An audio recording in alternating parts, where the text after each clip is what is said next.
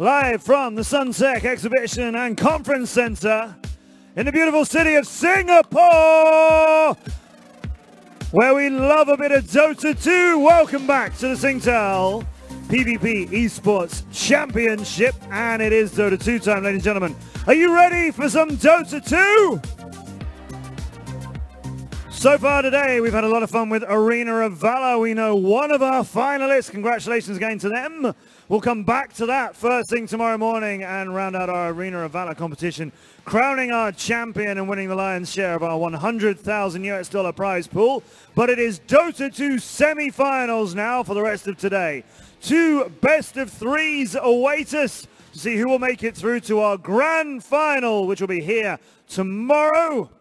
So let's get into our first semi-final, and to do that, let's welcome one of our invited teams who through the group stages yesterday topped out Group A with a big 2-0 victory. Please welcome Fnatic.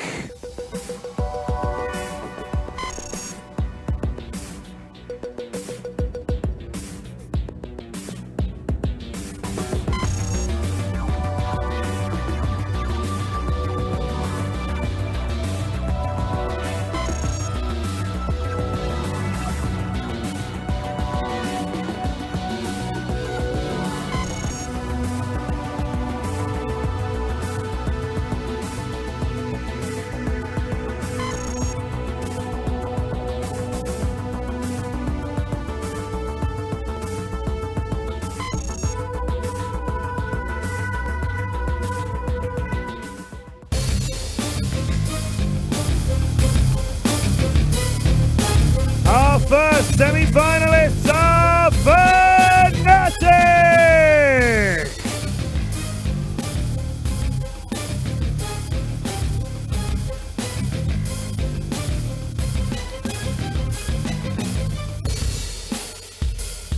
And as Fnatic get ready for this semi-final, let's welcome their opponents, who are Admiral Dota.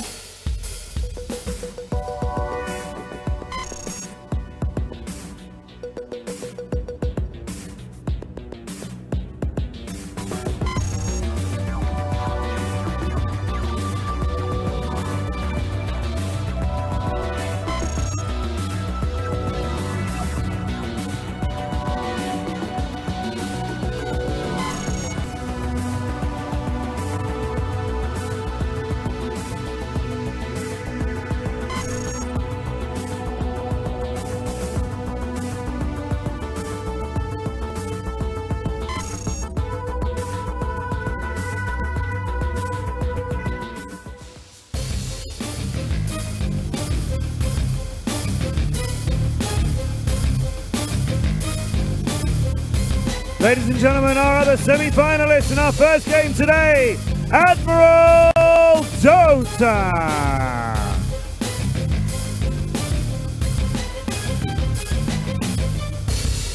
Fnatic against Admiral Dota in our first best of 3. Remember, it's single elimination on the Dota 2 side of things, so the winner of this goes into tomorrow's grand final. Fnatic or Admiral Dota? Well, let's find out with our first visit today with our incredible analyst desk, headed up by the magnificent Shiva.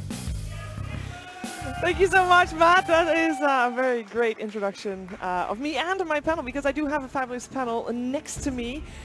We are going to have a lot of Dota to go through. We have 2 best of 3s, 2 semi-finals, a lot of big names in there, amongst which, of course, your homegrown Ice from Singapore here, the only Singaporean left in the competition. I think he has a lot of fans out there. And we have got Odie Pixel, we have got Fog, and we've got Kyle back on the panel as well. Hello, gentlemen. How you doing? Hello. Hello. Semi-finals, we're just going to dive right into it, because we've got 2 semi-finals to go through, and the first one is going to be Fnatic versus Admiral. And I feel like yesterday we saw Fnatic be absolutely dominant. Kyle, do you feel like they're just going to steamroll through here? I'd say they're certainly the favorites. It's hard to really read too much into BO1s. I think they look really good in the qualifiers leading up to the major. I think it's more dependent on which Admiral. I'm saying Admirable again. I don't know why I keep doing that. I'm actually adding extra words, but yeah. Which Admiral is going to show up today? Because the one that boomed Boom ID yesterday looked like they could definitely give them a run for their money. They looked so strong yesterday, Font. Yeah, we thought it was going to be the closest game of the day, and it was probably the most one-sided game of the day. I don't want to say that all the stars need to align like perfectly for them to beat Fnatic, but I think they do need a couple things in their recipe like that needs to actually just go perfectly, at least in specific situations. Like I don't want to get so specific, but in the Abed lane, you know, in that middle lane, I think they need to already address that issue.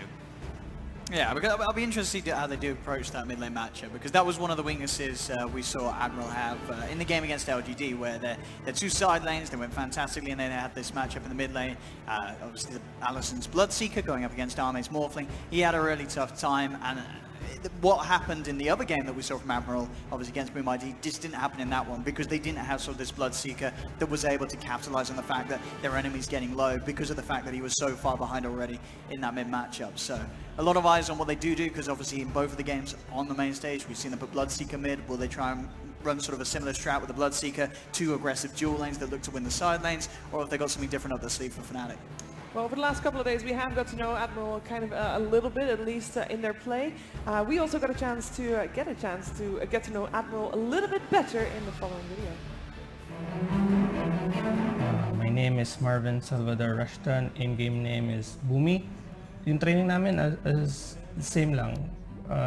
3 best of 2 per day. Tsaka nag-experiment kami ng mga drafts para gagamitin namin para sa upcoming tournament. PvP Esports para sa akin, malaking achievement na napanalunan namin sa yung regionals na nakapunta kami dito. Isa din tong stepping stone para sa team namin para maging well-known tsaka maging into the international scene. Siguro yung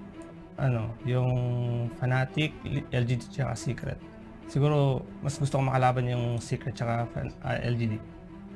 Kasi mas madami ako matututunan sa kanila pag nakalaban namin sila. Yung paano sila mag-pressure sa lanes, paano yung drafting nila, paano sila maglaro sa team, mga ganun. So nakikita ko sa team namin ngayon, nakikita ko yung chemistry namin. Kasi same language kami, parang hindi mahirap makipag-communicate. Dati kasi mga team ko, paiba-iba language, kaya mahirap mag-communicate, lalo na sa biglaang situation na mangyayari. Yung feeling ko yung scene or yung esports dito sa Southeast Asia, malaking future. Kasi every year parang dumadaming tournaments. Every year naging competitive siya more. Kaya sa tingin ko, every year mas tumataas, mas gumaganda yung future. Yeah, they are ready to make a name for themselves on the big stage. They are looking to face LGD or Team Secret, which they can, as long as they beat Fnatic first in a best of 3. That is not a small ask, to be sure. Seems like a really nice guy, Kyle. Yeah, I was gonna comment actually. I love his attitude. My career, I played with obviously in North America for the whole time, but I went through a lot of different players, and there were more than a few guys with talent that just didn't approach the game professionally, came in with like massive egos even though they really hadn't earned anything yet. And if you really want to be the best, you've got to work. And if you're not winning, you should be learning until hopefully eventually you're the one on the podium. So I like it. He's a bit of like the veteran for the team, right? Because he was playing on Clutch Gamers before, Boombox was his name, so he's probably feeling a little bit more comfortable too with that he's like that. I guess maybe the star for them. And I think as well from Boomy, I think he's one of the most interesting ones to watch in this matchup, because we know he's very good on the Shaker and the IO. Who do we know is good on the Shaker and the IO? It's Mr. DJ, of course, on Fnatic. So when it comes to the draft, I wouldn't be surprised if we are going to see IO just be banned out in the first phase. I think Shaker might be left in. I'm just going to be very intrigued to see who's going to grab it, because I think it's going to be a big thing. We saw yesterday, but from both of them, Shaker is the hero to watch. DJ, of course, he's also got like his Earth Spirits, which he had an incredible game with yesterday. So for me, those two, so these position 4s, those heroes that we're seeing in this meta, those first few picks. Sometimes, if you can get the Wyvern or one of those strong 5s, you'll go for it. But in these sort of matchups where your 4 player is as strong as these two teams are, you've got to watch out for these heroes. Yeah, I was thinking Shaker, Nyx Undying. Yep. There was one other one. I can't remember what it was, but similar heroes to like just be able to work with him, because I feel like he's so important for the game plan for them to secure that mid lane and even secure one of their side lanes. That's kind of the story of the last 2 years, right? Yeah. Like, you know, going back all the way to like TI7, you had GH playing a very specific subset of like niche 4 heroes, and he looks like the best in the world on him this past TI. You have Jarex just making, you know, Lina come back. I feel like the 4 position is really, I don't want to say it's the most important because every position in Dota is necessary if you're going to win, but it's certainly the one that looks the flashiest when your team is winning. So it's the most fun to play too. Yeah. You're a support, but not really. No. But not really. You're the one making the plays, creating the space. And if you're doing a good enough job, major carry never has to lift a finger, if you will. For Team Admiral, of course, they are going up against their fellow countrymen of DJ and Abed. I feel like maybe there's something extra in there. We are going to head into the draft very soon, and I'm just very curious because we've seen Fnatic yesterday and it didn't feel like they really were tested, Kyle. No, not really. I feel like they, you know, it was the Batrider game we saw. I feel like that game's just kind of a wash. I don't really know how to like just even describe it. Yeah, I mean, Secret came with a bit of a wonky draft. Yeah, sure. Sort of CM. It was a very sort of puppy-esque thing to do. Sort of turn up at the LAN, try something that no one else was going to try, didn't work out, didn't happen again. Of course, they tried something different in their next game, Secret. I mean, they didn't get like so tested, but I was really impressed with like the rotations. Like we were talking about, oh my God, there's these 2 4 players on this team now, and they have to make these adjustments. But I saw them making the rotations, and it looked pretty clean. But it maybe a little over rotations at times. But I guess that's what we're going to start to see in a best of 3, how it develops instead of just a best I think of it's a key to watch though, because that's something that can really get punished on this patch. If you're going to be incredibly aggressive, move around the map, you have to ensure that if you're not finding kills, you're at least able to take dominance in the lane for a wave or 2. So will that pay off? Probably, but I don't know. You got to watch the game. You're not going to have a freebie like a Batrider, I don't think, ever again in this event. Let's have a look. Talking about other freebies, of course, we've got to keep that Brood Mother in mind. You know, the other day, Fnatic, they did get that Brood in, and of course, the fantastic ISO's got himself that Rampage. So 10 seconds. Admiral, remaining. I don't think they're going to let that through. It is a best of 3, so you never know. One of the games, maybe it sort of slips past them. There's that Shaker ban that we mentioned, so Admiral taking that approach. IO's still in the pool, though. Interesting that Admiral bans out the Shaker themselves. Same thing goes for Fnatic and Necrophos, as they have liked to open with it over the last couple of days, and also during their matches in qualifiers for Dire team back. Yeah, and I like the Dazzle ban. Interesting. Because we saw how well Admiral played with it yesterday. Yep. Yeah. That was the game where they absolutely stomped Boom ID, where they were able to run these dual lanes and have sort of this Wraith King Dazzle that was very, very scary. Feels like a hero that's, I don't know if it's like on the rise or something. I know Secret really likes it. I've been watching a lot of like the high tier pub games, and I'm seeing the rise of this Dazzle like awfully in actually 3 position and stuff. So, well, it's great talents. I think sustain is something that more teams are looking to utilize, because if you can stay on map right now, it's just a big advantage just throughout the entire game. And in addition, when you pair it up with the Wraith King, you saw Skeleton heal bombs for like 500 plus damage. And it doesn't really, it's not very difficult to just press E. I'd like to see Admiral just open with the Io Jara. They're going to get Weavered immediately then, right? Then it's going to be Wyvern Weaver response. Yep. Or Wyvern Morph. I guess, yeah, that Fnatic It's one of to the put two. them off with that Wyvern opener. Yeah, for sure. That's always the So concern. I don't think you play Wisp. I really don't like Wisp in this sort of situation.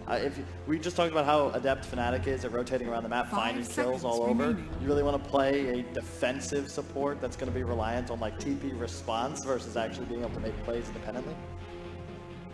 It's just so scary because it's like, yeah, they just have those options. It's like, okay, we IO Gyro, they even do the Morphling or they do that Weaver. I much prefer this choice. Yeah. I think this is one of the ideal Wyvern counters. You cannot play Dota in the same lane as an Undying, and the Tombstone is excellent just combating him throughout the game. It's like a 285 move speed hero? Wyvern? Wyvern might be slower? I think it might be. It I think feels 280. slower. I think maybe 281. I don't know, it's one of those. It's pretty slow. Oh, I was going to ask you, since you have the computer, did they play against each other at all in the last 3 weeks? Yes, they did. They did, it was right? a 2-0 for Fnatic. In the upper bracket of the major qualifiers, that was. Okay, so I think this might be like in case Fnatic takes the IO, right? And it's also Weaver's just an amazing hero. So. Wouldn't be surprised to see Fnatic just pull out a Lina right here. It's great to kill the Tombstone, and I just feel like after watching TI, Wyvern Lina just seems incredibly powerful. You just Wyvern ult, as long as you hit 2 heroes, you're going to Lina stun on top, and it's just nearly a guaranteed 10 kill. seconds remaining. And just great team fight throughout the game. I wouldn't be too opposed to Fnatic just grabbing the 5 PL this seconds early. remaining. Yep. Yes, that's very that's a true. good Super point. strong core at the moment, a way of getting on top of the tombstone. Man. Oh, and you're great on the panel. Great insight. Did you study for this? I mean, it's all thanks to this beautiful razor blade laptop, you know. Well, that's it. Fnatic. I mean, also, is there still a potential of the Brood is still in the pool? Fanatics turn to battle. They grab the Bloodseeker. So direct, just That- go for that Weaver, and they have to set up for the Blood right with Curse a lot of times. So I'm curious your thoughts on this, right? So I don't know how much stock you put into like Dota buff win rates, Okay. but Bloodseeker has an incredible win rate against Undying public matches. Why do you think that is? It's like his second or third best matchup, like in all of Dota. It is a hero with no stun Fnatic, versus a turn to Bloodseeker battle. who can speed out of control, right? I don't know what the I mean, I know it's the Weaver counter, so Yeah, I'm trying to think maybe. I didn't know it had that good of a win rate versus Undying Yeah. as well. it's like it's like plus 6 or 7%, which is abnormally high as I well. mean, you can't really get him all for you. Like if you're an Undying and you just get hit, like Yeah. Dire You know team what battle. else? You probably you're low the armor. Blood Rage heals based on creep HP too, so even if you have like 3 or 4 decay stacks on you, as long as you get a last hit on your tower, and That's you're true. pretty much full health. Yeah. And Undying is also what, a 1 armor hero? He's very low armor. Yeah. Yeah. So you do just chunk him down. I like the synergy with Wyvern as well. Dire We team discussed- pick. we- So yeah, good. It's the same. Like you want, when you have a Wyvern, you want to have a follow-up disable that is not too costly. Yeah. Where you would ideally want to get the damage component, but you don't mind if you miss it. And a 6-second silence on top of a Wyvern, like you don't need the damage anymore because whoever's caught is going to end up going down. Yeah, absolutely, because you also, he's just going to Blood Rage whoever's been Winter's 10 Curse. They seconds just melt. remaining. Yeah. Increased damage. Well, that's a 5 good point. I didn't even seconds think Yeah, about you that. blood rage the curse target. Same thing with like the medallions and all that. Yeah. That's something I think that Fnatic, separates like turn the... to pick. Wow, that was a fast second banning phase. TA and Lina banned out by Admiral. Drow Willow from Fnatic. See how much... It's just funny how much respect Fnatic gives to a Drow. Even though they already have the Wyvern, when we saw yesterday, Boom ID had an opportunity to take it with PL and Brood banned against, I believe, like Necro, Bloodseeker, and they just chose to ignore it completely. How do you 10 think the Kunkka seconds remaining. gives them catch, of course, but and like team fight, but 5 I seconds. feel like every time I nothing- see a Kunkka, the rum is so good. Like, It- you're picking yeah, up the of rum, course. someone gets Winter's Curse, someone gets Ruptured, you get the rum over them, it gives them guys. extra chance to survive. It's Team Admiral. And that is true as well, it's in the name. all right, all right. Well, usually you see the Kunkka in response, right? In response to something. Dire Yeah. team pick. I like that. like DJ Spirit back in the game again. More combos, easy, Yep. low cooldown things. You don't have to like. Yeah, Yep. easy Very setup. annoying for the Weaver early on. We've seen Wyvern Earth Spirit. I want to say going back all the way to like TI 5, 6 era EG. I remember this being like one of their favorite combos. It's just so easy to set up kill combos. Plus, throughout the early laning phase, like 10 the seconds way remaining. these two heroes rotate is very complementary. So you can gank independently 5 or seconds combine together. remaining. You're both great TP response.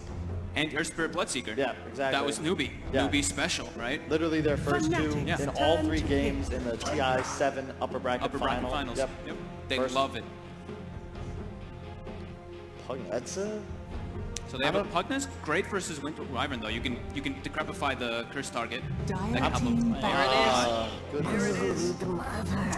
I just- just Kunkka. They were ready for it. Yeah, I- they They were. do have the Kunkka, that is true. They have the do Kunkka. have the Kunkka, they've got But- something. It's gonna have to be a core Kunkka now, and Yeah. it's a weird tri-core combo from Admiral. The Pugna is rough for me all as well, because now, you know, Bloodseeker's gonna be going early BKB, and you're Yes. really threatened, like, you don't want to play against any reach, and you hate playing against minion 10 spam or seconds illusions, or spiders, in this case, Okay. Brood.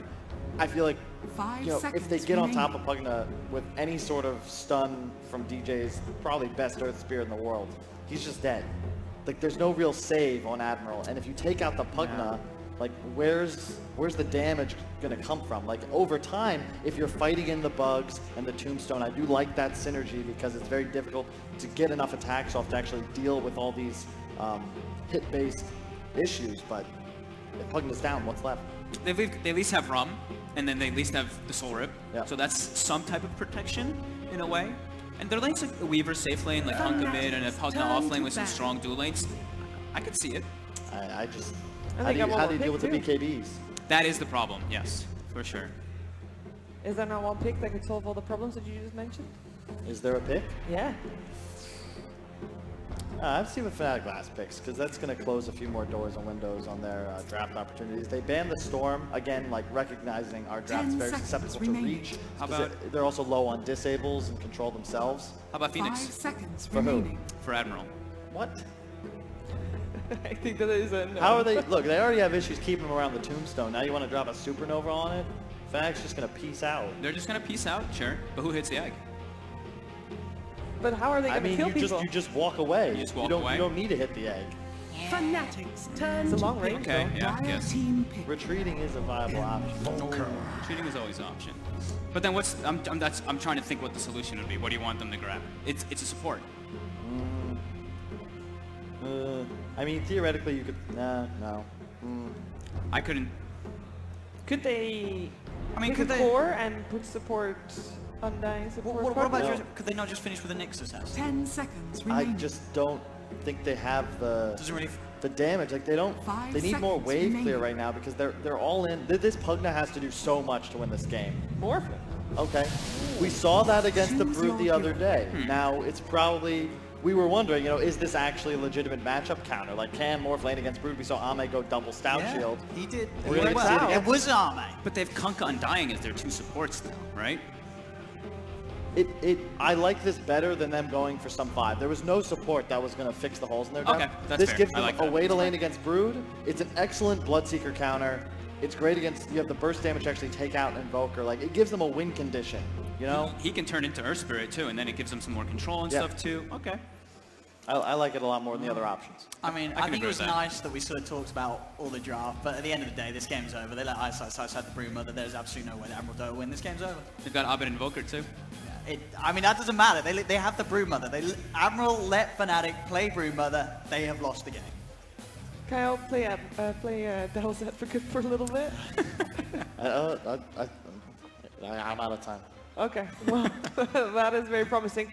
At least it is a best of 3. We're going to find out which one of the teams has, will get the up here in the first game of the series. It was over to Grant and Capitalist. And thank you very much, Sheever. We are here, and it sounds like the panel has already given up on Admiral, but I have not. For You got shame. more. Yeah, I mean, Broodmother, Ice, okay, maybe one of the best in the world, but Cap, tell me, how does Admiral win this game? Admiral's going to win this game through Admiral Kunkka, man. They've got some nice team fight. They've got some nice lockdown. They've got this Morphling last pick that is going to be able to counter several heroes. Not feeling super optimistic for Admiral's chances here in this game, but I do think that the panel was very right about something, that they needed something to really change up the draft for them because it was heading in a bad direction, and that last pick Morphling, maybe it is the answer. Yeah.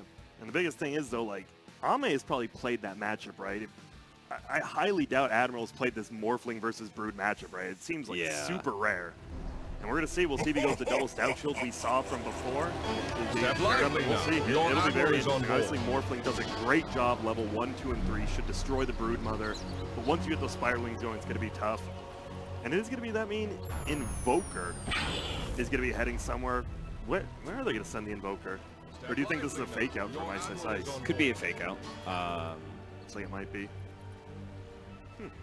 But the thing is that Admiral apparently have 2 answers to the Broodmother, right? Because they also have the Kunkka. Yeah. And that's fair enough. So, but he has a support, so not the biggest deal there. And we do have this Undying. We have not seen much Undying. One of those lane dominators, right? You send him to a lane, you know he's going to do amazingly. He's going to have a tombstone, but I mean, eventually you're going to get to the late game, and who knows what's going to happen there.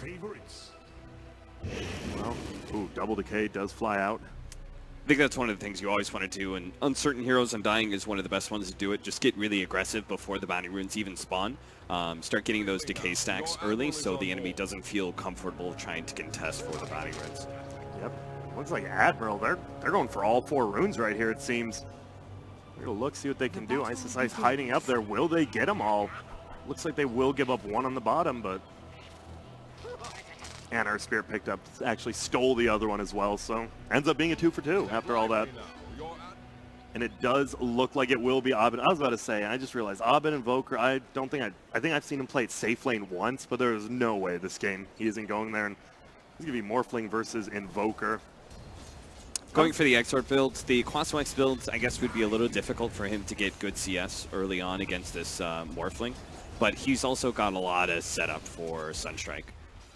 Yep. There we go. See if Shake can come in. Yeah, and he went a little different build. Didn't go the null. He went double mantle. First, you just haven't seen that very often lately. Ice, ice, ice, top lane. Get a try. Obviously, Brood is just so bad at level 1. That's the really big, that's like honestly the only real big weakness of that hero. Level 1, 2, 3, you just feel like you absolutely do nothing, but get online, farm jungle, you catch up way quicker than most heroes.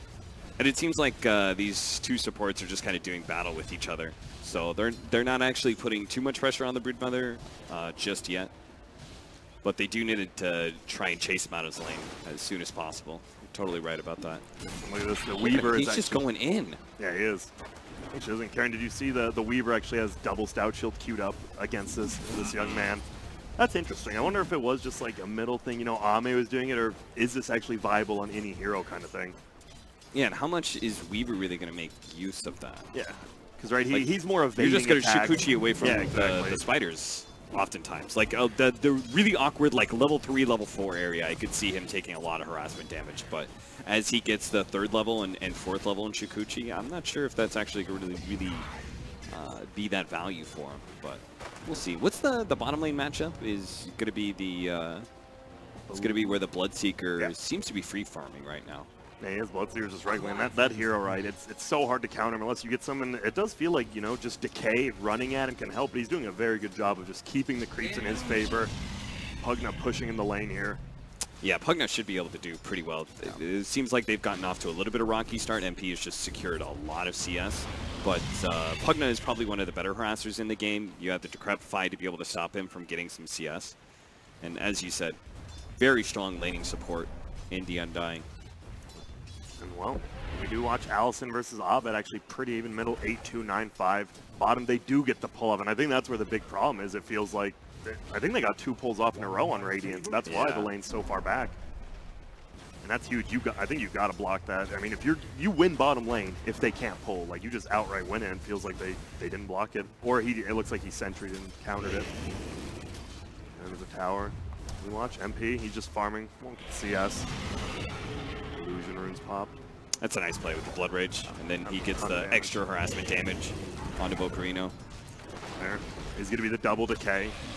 We'll just kill the illusion, a nice 2 gold there. They've got nice sustain as well from the Soul Rip from the Undying, so they can get a lot of their HP back to make sure the Bloodseeker doesn't get too far out of control. But again, now with the creep wave like pushing in like this, and they're also a little bit under leveled, they're not feeling super comfortable trying to push that Bloodseeker out. They do have double range creep coming, but once again, Jabs gets the pull off, so after this goes down, they're just going to lose a ton more experience than you see. This Undying's like, I need to do something about this, but what can I do? I have no mana, I have no life. Yeah, he should be pretty much spending his time contesting the Wyvern, I think. Oh, man. And just let the Pugna do the solo.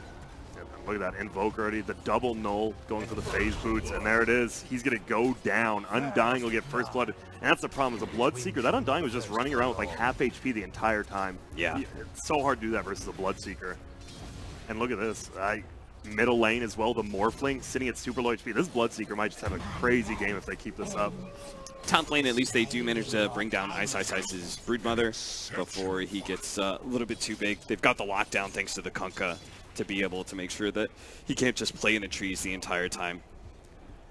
So what, I mean, where do you see Admiral? Like, you have a Morphling, right? That's like one of the best late game heroes, but versus an Invoker, you still want to take it late game if you're Admiral? Is that like your best chance of winning? Yeah, it's definitely your best chance of winning, but they're going to reach this really awkward point around 20 minutes where both Weaver and Morphling don't accomplish much for you. We'll get Cold Snap and Silence, but doesn't mind too much, even gets the last hit there. I think they know they probably weren't going to be able to get that kill, but it's just good harassment damage that again enables the Bloodseeker and then also frees up space. I really like, more I think about it, Abed's build of this double null talisman against the Morphling of the full agility. Better harassment damage, better CSing opportunities. It's pretty easy there. So, yeah, he's just going to be farming with Adaptive Strikes. He can't really move too far forward until he brings out regen, which he's going to try to do. The Bounty Runes do spawn. There's going to be a big fight. Bottom looks like they want to go for the Undying. They get the silence off on him. Sunstrike is going to miss, but DJ just hits him with the stick, brings him down. Well, Secret already up by 1K. I know we were talking about this earlier, like Admiral yesterday, they honestly looked like a team who definitely had a chance versus Fnatic. I don't know if that was just they were playing out of their minds or there's just one of their big games, but I mean, how much do you think Fnatic's a tier 1 team right now? From their performance, like some of it was drafts. But that best of 1 against Secret, the way they played it just looked really good. Sure, I think they had a big draft advantage, but it was still very impressive. So yeah, I could see them kind of being definitely a tier 1 team right now. More to tell as best of 3s. It's just a little bit one-dimensional, telling just from qualifiers and then just from best of 1 so far.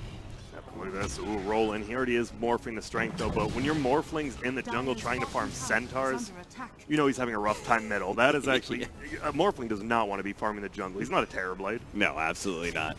That just goes to show, I think, Kyle was talking about Abed. I mean, he's definitely, like, I would say a top 3 mid player in the world. If you just keep watching him play, it's such a tough matchup. And then you give him a favorable matchup as well. It's going to be rough. MP almost level 6.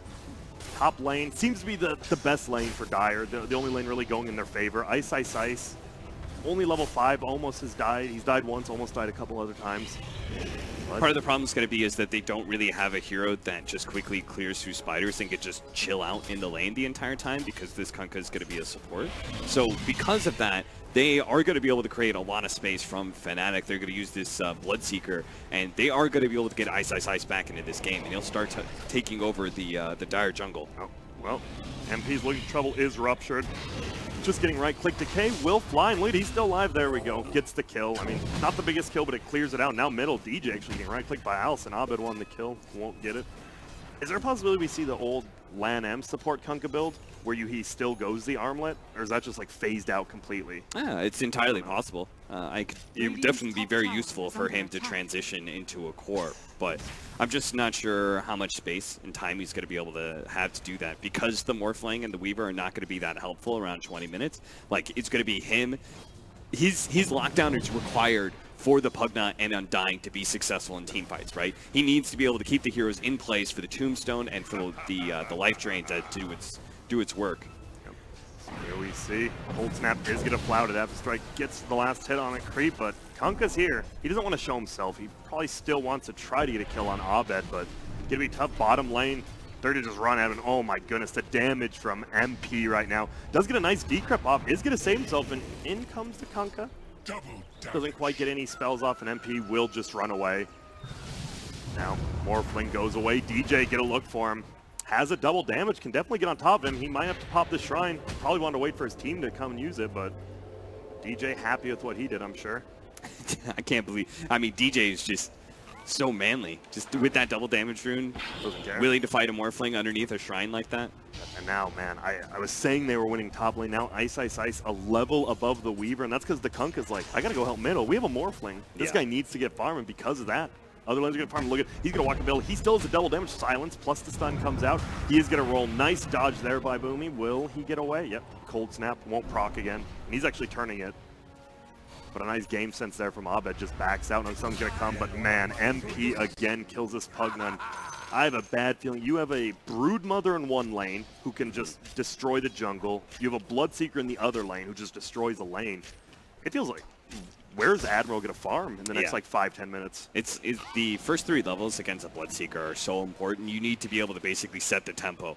Get a lot of harassment damage, don't let him get the CS to recover his HP, and then just keep on shoving him back from there. But it seemed like MP had totally free space. He got every little bit of CS, like he was doing really well in the CS charts in the first 2 minutes. So oh, the Sunstrike kill in the fountain there, and Abed, I mean, he's shown he has not lost a step. He already has the urn.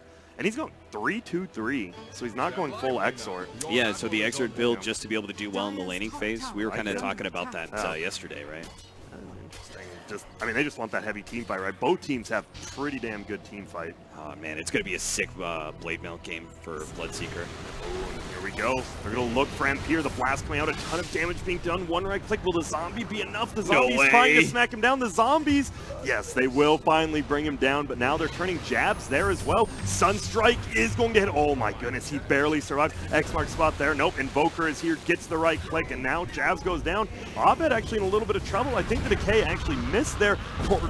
Meteor is going to fly down, and now the life drain comes out. But Abed so far, I'm just going to turn it around. Silence hits on one. See you later, Undying gets right-clicked down. And that's just because Abed's so farmed right there. It feels like if he wasn't as farmed as he was, that'd be a pretty easy fight for Dire. For sure. And then the fast reactions of DJ, being able to stop the Pugna from being able to get another blast off. Just good reactions all around. I mean, this is one of the things is that Fnatic is just so individually skilled. You look at every single one of their players, they've got excellent supports. Every single one of their cores is big playmakers that you can expect all three of them to take over the game. The obvious ones, the standouts, are both Abed and Ice, but NP definitely showed on his time in Secret that he can carry games, and I think heroes like Bloodseeker, where he has a really strong laning phase, is exactly the kind of style that NP should be put on. I think Fnatic, as they move forward, look to Abed to be the one who's the hard carry and let NP be more of a space maker for him. You think he just... When does he leave this lane, or is he fine just staying bottom? I mean, I think everything is going well for them when it comes to the laning phase, so there's no reason to change it. Right? Like, Ice is winning top lane now, thanks to DJ. Like, doesn't look like he will get him there. Nice play there by the Pugnet, just getting out. And yeah, like you said, they have plenty of setup. Oh my goodness, and he's just gonna get run down. MP is just so farmed right now and leveled. It just feels like they are winning all three lanes right now. This is if it ain't broke, you know, like you don't need to change anything. Admiral is the one who are incentivized to try and group heroes up into lanes, see if they can offset. Oh, what a good combo! Misses the Sunstrike, unfortunately, but it still looks like they will get the kill. MP waiting, gets X back. He is still alive, gets torrented into the air. Now MP's in a lot of trouble. Oh my goodness. A little mistake there by Abed. The Sunstrike hits at the end of that Winner's Curse. Oh, and they find him in the tree. And a little over-aggression. We've seen a lot of that this tournament. Like, they're doing good, and then just one overly aggressive move. Yeah. But still top. Ice with the catapult. Even behind him is that Earth Spirit. If anyone shows up to defend this, they're going to die. Yeah, it's just such a big problem because, like, even if they did have the matchup of the Morphling versus the Broodmother or whatever, even now, like, what is the Morphling? Can the Morphling rotate top and stop this tower from dying? No. Right? He doesn't really have the AoE cleared to be able to deal with that. All Ice would need to do is just go into the jungle and then throw spiders at the tower occasionally and just like chip away at it. They don't really have anything to stop this. The Weaver is certainly not going to accomplish this, and I think that's the biggest thing is that they need to move this Weaver around and maybe just, I don't know, plant the Kunkka here potentially. Like, they don't really, they had to completely keep this Broodmother out of the game from the get-go if they had a hope of being able to stop him around 15 minutes. Well, they did a good job of killing him once early, but you got to keep that pressure up, right? They started rotating the other support to other lanes. Once you do that, Ice will go over, nice but kill. MP is just... I don't want to say he is not the flawless player. Odd. Yeah. He's just playing... He's playing like he knows his team is ahead. He's like, I can take this risk, but why? The risk doesn't really give you anything. Yeah. No, here we go. The boat is going to come in. Torrent. Oh, he misses the X combo, and that probably would have been a kill. Now they're going to roll in. This guy, he's just going to die. Gets brought down by DJ, and the Winner's Curse is just going to hold him in place. Abed coming over, level 12, Alacrity. He doesn't even have to use any other spells. Just right-click him down. And there's going to be Soul Rip will help him survive a little bit longer, but Abed picks up another kill. Top lane pushing in that tier 3. They're going to try to get Ice. Can they? He's just going to run away out of the web. He gets X. This should be a kill, and a pretty big one at that. Bensoy gets it. Only 297 gold, though. Yeah, they've taken a lot of damage onto their tier 3, and that's always going to be a threat. It's a problem when you lose to a Broodmother and you lose your tier 2 so early. It's like playing against a Furion as well when you lose your tier 2s, because now the next step is like every single bit of damage that happens to that tier 3 is important. Yeah. You can't afford to lose your tier 3s early. Unlocking the shrines, opening up the Raxes, like you know you're just gonna get ratted and lose the game as a result. So no Admiral will have pretty much no room for any sort of errors in that regard. They can't lose a team fight. They'll get Rax very quickly. Oh no, and the Pugnas, I don't think you're gonna be able to TP out, and yep, just gonna run, die to the Rupture, get it over with quicker, respawn sooner. I think that's the thing. It feels like Dire, they want to take control of this top jungle again, but I mean, the only ward up there is a Radiant one. It's going to be tough if they invade that jungle again. They win a fight. They might just take a Rax at, what, 15 minutes into the game. Oh, he may actually have a kill here. Oh, they go for it. It has the Spirit Vessel. One more right click. Will be enough to get it. Weaver goes down. And Does this is get the the bounty beautiful run. thing about the Quaswex Invoker is that it just gets so involved, and your cores, both the Weaver and the Morphling, are staying in their lanes and going like, guys, I still need more farm, and that just leaves our Kunkka, Undying, and the Pugna trio. Like, that's not going to be enough to beat this like 4 versus 3 that happens when the Invoker comes in, especially with how farmed Abed is, and especially with the fact that Fnatic are just better players, it seems. Yeah, and this Morphling is so underfarmed. The double Wraith Band and Treads. Ooh, over here, Boomy is going to try to find one. Winner's Curse is going to go down. Silence will hit on the Pugna, won't do the damage. Boat will end up hitting Jabs. Is going to try to fly away, but it ends up running out. Now the Blast will bring him down. And you can tell Jabs still playing like a 4-position player there. He's just playing super greedy, going all out. I mean, that's how Fnatic's been playing the he gives entire him time. the Blood Rage as well, yeah. This is going to be an Alacrity Catapult. He might get the deny, though. Nope, won't get it. Dire's middle tower has fallen. DJ, Blood Raged up. He's stinking. And Fnatic is playing like kind of greedy in a certain regard. The fact that they are still trying to play for the safe lane tower, like there's no real need to, but they're so far ahead that they can do it. Especially versus the Pugna. Ooh, the roll is going to end up missing. Tries to go past. Abed's TPing in if they can get a stun on anyone, but they haven't yet. Oh, but the Rupture. He's going to try to TP. Nope. Tornado will hit, and this is going to be a kill on the Pugna. Will they be able to find more? Not the worst for Admiral, but this top, again, like you said, they're chipping this tower. Bensoy going to try to go on Ice. Here comes the Morphling. They're going to be able to get him again. Oh, but the Broodlings will bring the Kunkka down. And now, oh, the Sunstrike actually ends up missing. I don't think it'll be enough to save him, though. Deafening Blast doing some damage. The Boulder Kick plus the Silence will end up getting the kill. You can just tell, right? Fnatic is just, they came to just, it kind of felt they, were playing around a little bit yesterday, but this time they're fully engaged in this game. Yeah, certainly. It's pretty much just the bottom lane and MP who are really only making the errors. Like, I would say Ice's deaths are, like, it's a trade-off. He's just getting more damage on the tier 3. He's forcing heroes back. Like, his deaths are acceptable in that regard. So, most of Fnatic is doing very well here. And Admiral, well, they just gotta weather the storm, I guess. The Weather is gonna try and get involved.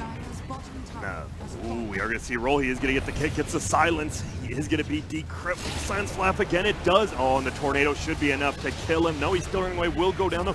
DJ is going to get bugs on him. They should be able to bring him down. Everyone else going to try to run. Will get healed up by the Cold Embrace, but MP just right-clicking that Weaver. It's a little 14 versus 12, but he doesn't care. Maelstrom Weaver doing a ton of damage, and it looks like Radiant's just going to try to get out.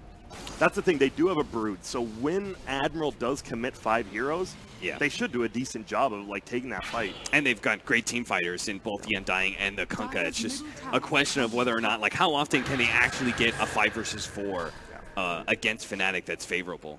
It just seems so often that it's Fnatic who's determining the tempo. They're the ones with this Invoker running around making kills happen, and Admiral has been pretty staunch in just keeping their laning phase the way it was, even though they're losing it. And well, now as their heroes get involved, hopefully they're able to flip this script a little bit as a 6K advantage for Fnatic.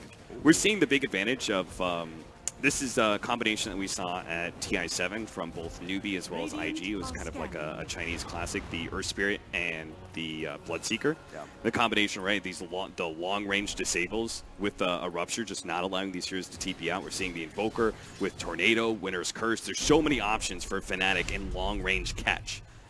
I'm gonna say something. I don't think I have not seen anyone take that Weaver Tail in the wild. A plus 75 Sakuchi damage over Mana Break. Oh yeah. Yules from Abed will dodge that. He is just gonna Ghost Block, but they do have the Dust. Nice job bringing that. Will it be enough to bring him down? They're trying. X mark spot brings back Deafening Blast. Goes for the triple, hits 0 instead. That is a massive pickoff. 500 gold for the Morphling as well. He's the one who picked up the kills, so that is fantastic for Admiral. And you look at this, Weaver is the top net worth. We haven't really talked much about him, but he did decently, and now look at this, he gets a kill on Jabs in the bottom lane, and he's just gonna be able to like push this into the tier 2 and keep farming. This Weaver is actually pretty damn farmed, but they are gonna find the Pugna. He's definitely the one sacrificed for this Weaver. Yeah. I wonder if that Shukuchi build just has to do something with the fact that he needs damage on the spiders. I really obviously like the Maelstrom. Yeah, I'm not sure if he'd actually like kill if he kills Spiderites because of the extra damage with Shukuchi. That is definitely why he got it, though. I assume now that you say that. But yeah, the Maelstrom build is obviously really good and a great farming mechanism for this Weaver. It does look like he is going to go Manta. Is that just for the Spirit Vessel, or? get rid of the Spirit Vessel as well as the silence from the Earth Spirit. Yeah, and from the Bloodseeker as well. Houston, I remember who's the Weaver man, Mason, the TI4. Yeah. He says you should never get Manta. He almost always says, even versus 5 silences, Manta on that hero, the stats aren't good. Like, what does it actually provide? But we'll see, because he's having a great game right now. Yeah, I am kind of inclined to agree with Mason, but you know, everyone's got their own style in that regard. That's what makes Dota great. It's the human perception of it. BKB, very fast for Ice. Looks like 20. Diffuse Blade, BKB, around 20 minutes. Well, you're just going to be farming up. It does feel like Fnatic, they stopped the aggression, though. They're going back to just farming, and I'm sure Admiral's actually kind of okay with that because they're pressuring the map. You see this Weaver is just bottom level 18. Even middle, they're playing out of their base. There's 4 of them.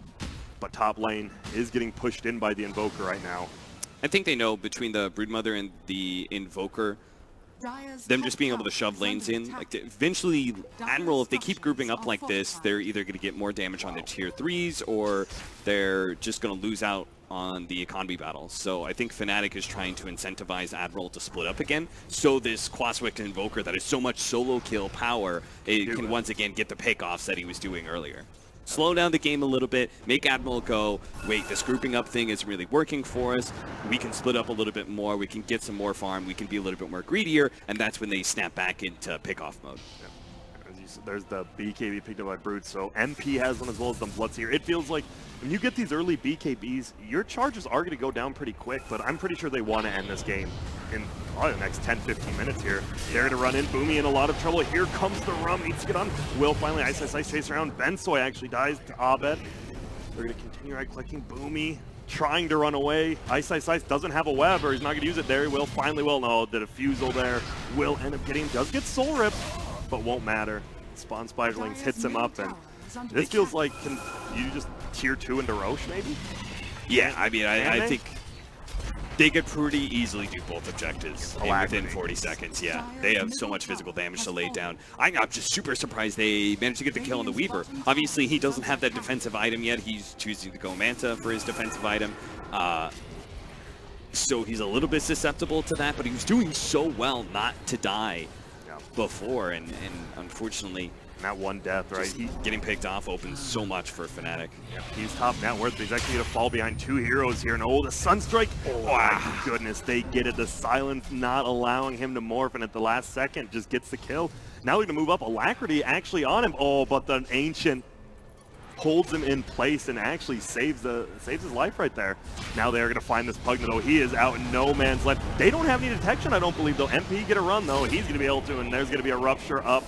Now, in comes the Weaver, the 1-man who can do damage. He's just trying to right-click with the BKB. The Maelstrom doesn't actually do that much damage. Can he get frozen there? Help to get healed up, and there's the Cold Embrace.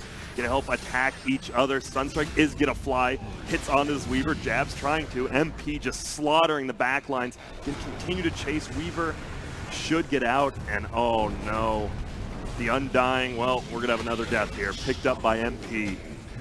There's so many small disables that a Quaswick's Invoker can throw around. There's the Earth Spirit as well, both a stun and a silence. It's very difficult to play this Pugna and get good life drains. Yeah. You can see him, he's like pretty much, he can only blast heroes. The moment he tries to life drain, like a second later, Tornado or a Boulder is going to come his way. Feels, man, having that DJ Earth Spirit versus a Weaver, Morphling, and Pugna, like the silences on those 3 heroes is actually insane. It's probably his best hero, right? Yeah, he is a sick Earth Spirit. Ice just farming up the Ancients that stopped him from getting a kill earlier. And now where do you just, I mean, you find a pickoff, you just almost push the base now if you're Radiant, right? Yeah, if you're Fnatic, I think you continue to do what you were doing before, in that you kind of split up and you shove lanes in and let the Broodmother just start taking over some of these jungle areas. Ooh. And that would have been the best pickup they could find. DJ won't quite get it.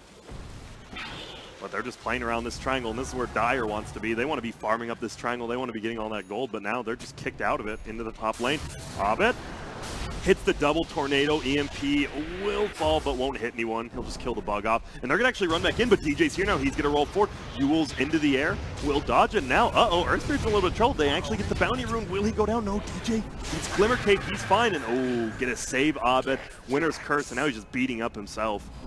and he will get away.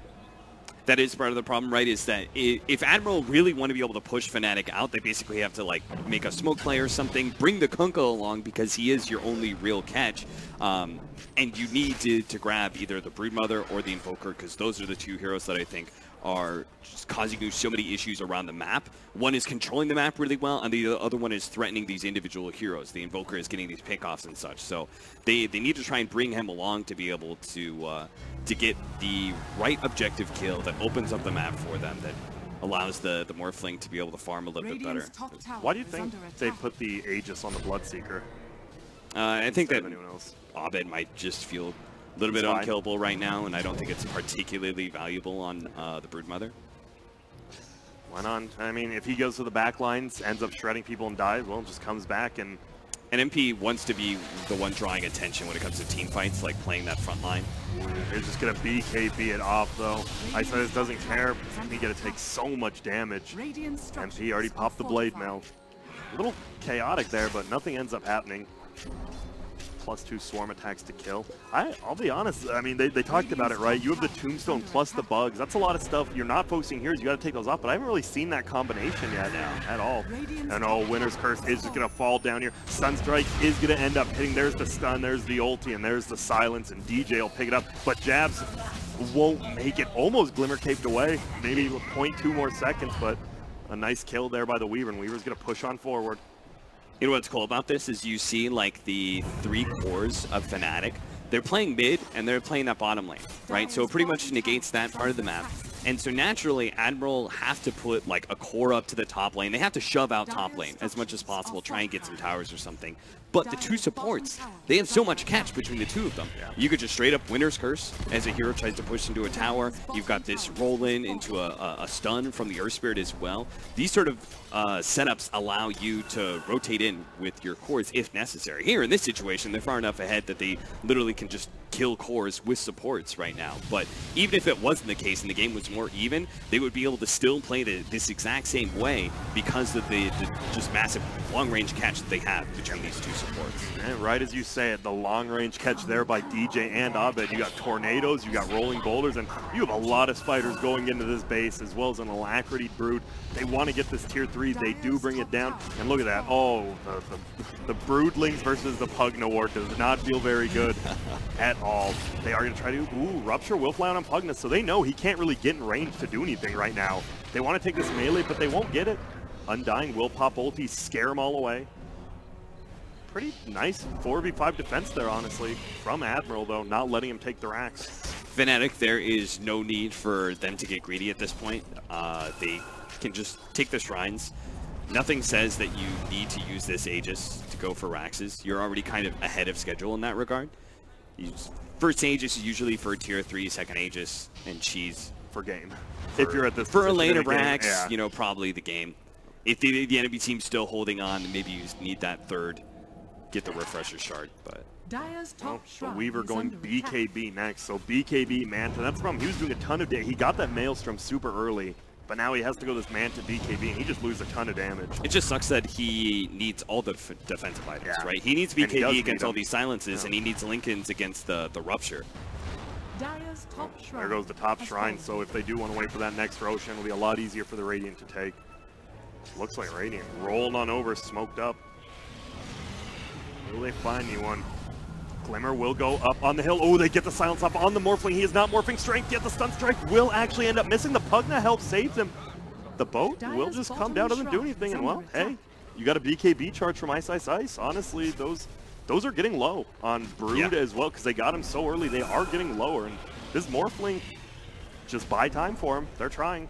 High ground fights are pretty advantageous for Admiral just because they've got certain things like the Netherward and Tombstone that they can place kind of behind their tier 3 and Rax's area that are going to be very effective, but also having a frontline hero like this Morphling who's kind of tanky, you've got both Life Drain as well as the Rum that's going to be just massively increase his survivability. So Soul Rip as well. Yeah, so it's actually really nice to be able to have just these very straightforward, we're on this side, and we've got this one hero that's in front of you that you kind of have to go on. Ooh, jabs. Ooh, Sentry Ward goes down. They find one, and they're even going to make him attack. This is going to be 2 going down. They both get silenced up. The double boulder comes in, double suns. Sunstrike's going to completely whiff. They bring down the Pugna, though. Ice, he's ready to come in from the backside. MP has popped his BKB. Tombstone is down, taking a little bit to kill there, heals it up. Just being a little hindrance. Now it is a 45. Do you push uphill here, or do you just farm it, pressure, and get out maybe? Oh, they're going bounty runes. Yeah, they even better. 30-minute bounty runes. Pick those up. They still have plenty of opportunity to go high ground again, even as the Pugna revives. As we see, we have the Glimmer Cape already up on the Winter Wyvern. He's had it for a while. He picks up a Blink Dagger as well, flying out on a chicken. That's almost a guaranteed kill at this point. Oh, there we go. Gets brought down. Will just Manton out of it and try to run away. Boat will end up flying, but the Tornado is going to catch one. Boat hits on Abed. Meteor is going to go down. MP right-clicks Boomy. And that's a pretty easy pick-off, even right outside the base. They're not phased at all. Fnatic is just staying outside the base. They might not be pushing the base, but they're just getting these free kills. Yeah, they know eventually they're going to get either 1 or 2 pickoffs or just 1 of the core kills that's necessary for them to go high ground, which is why Admiral needs to put more pressure on this bottom lane. They need to force Fnatic to basically either go for the high ground push or back off and defend their bottom tier 2. You need to force them to do one or the other. You just can't get shut inside your base by this team. By the way, the Blood Rage plus Alacrity Catapult. That guy is probably doing more damage than most of them. Oh no, this Morphling. Is he get a solo kill? No, does get Soul Rip. Helps save him, but now they're all in a bad position. Easy double kill on 2 of the cores. Instant buyback. And this is feeling pretty much like you just said, right? They got more than 1 pickoff, and now they can pretty much just take the base, but more buybacks are going to come. Ice takes the top ranged barracks as well during that. Dust gets popped as they run away, and I like this Fnatic. Not getting cocky, they back out, they get multiple barracks and just run away, reset. Winter's Curse into Nullifier for Ice. That's going to be really tough for Morphling to contend with. Yep. Wow, I can't believe he dodged the bugs right there. Could have easily been a kill out. If he get the bugs on him, that's going to be an easy X. Is he actually getting out here? Oh my goodness, it sure feels like he's not even trying to get out. He's just toying with them right now. I mean, the rest of his team is coming in from the south right now, so no, they are. They wisely, Admiral begin backing up some of their cores. Ooh, if they have vision of this Kunkka, though, could be a pickup, but we'll get out of there. Ice tries to bait him in there. Uh-oh, and here we go. Yep, there's the Nullifier. But won't be enough, and a nice dodge there of the stun, actually. Pugna moving, forward, gets out of there. But that is a double buyback, as we saw Morphling as well as Pugna. You see the 20k lead, and I'm not sure they're going to make it to the ultra late game for this Morphling. Yeah, you see the drawing on the map. Fnatic want to alleviate some of this pressure in the bottom lane. It's pretty much the only way that Admiral can keep this game going, is by split pushing. Radiant are scanning. So conversely, just like Admiral should be trying to shove these lanes out, Fnatic just need to be able to keep all 3 lanes in. Oh, that's the worst guy they could find unless they can bring him down, but Jabs gets the Glimmer Cape pop. MP is going to pop the BKB. We're going to see Tombstone go down.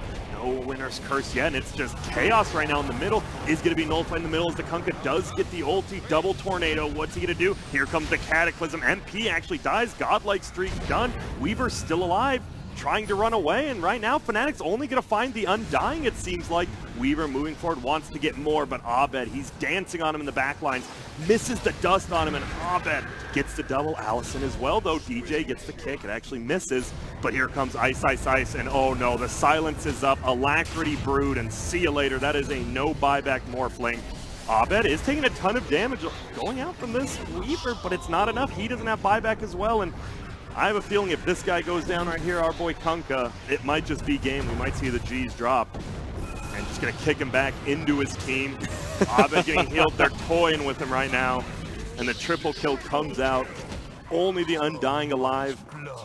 And, well, Fnatic can just wander on through the base. They can hit the racks. They can hit the throne. They can pretty much do whatever they want against this Undying. Yeah, I don't really see a way that Admiral are going to be able to keep this game going on any longer. So they're going to call it.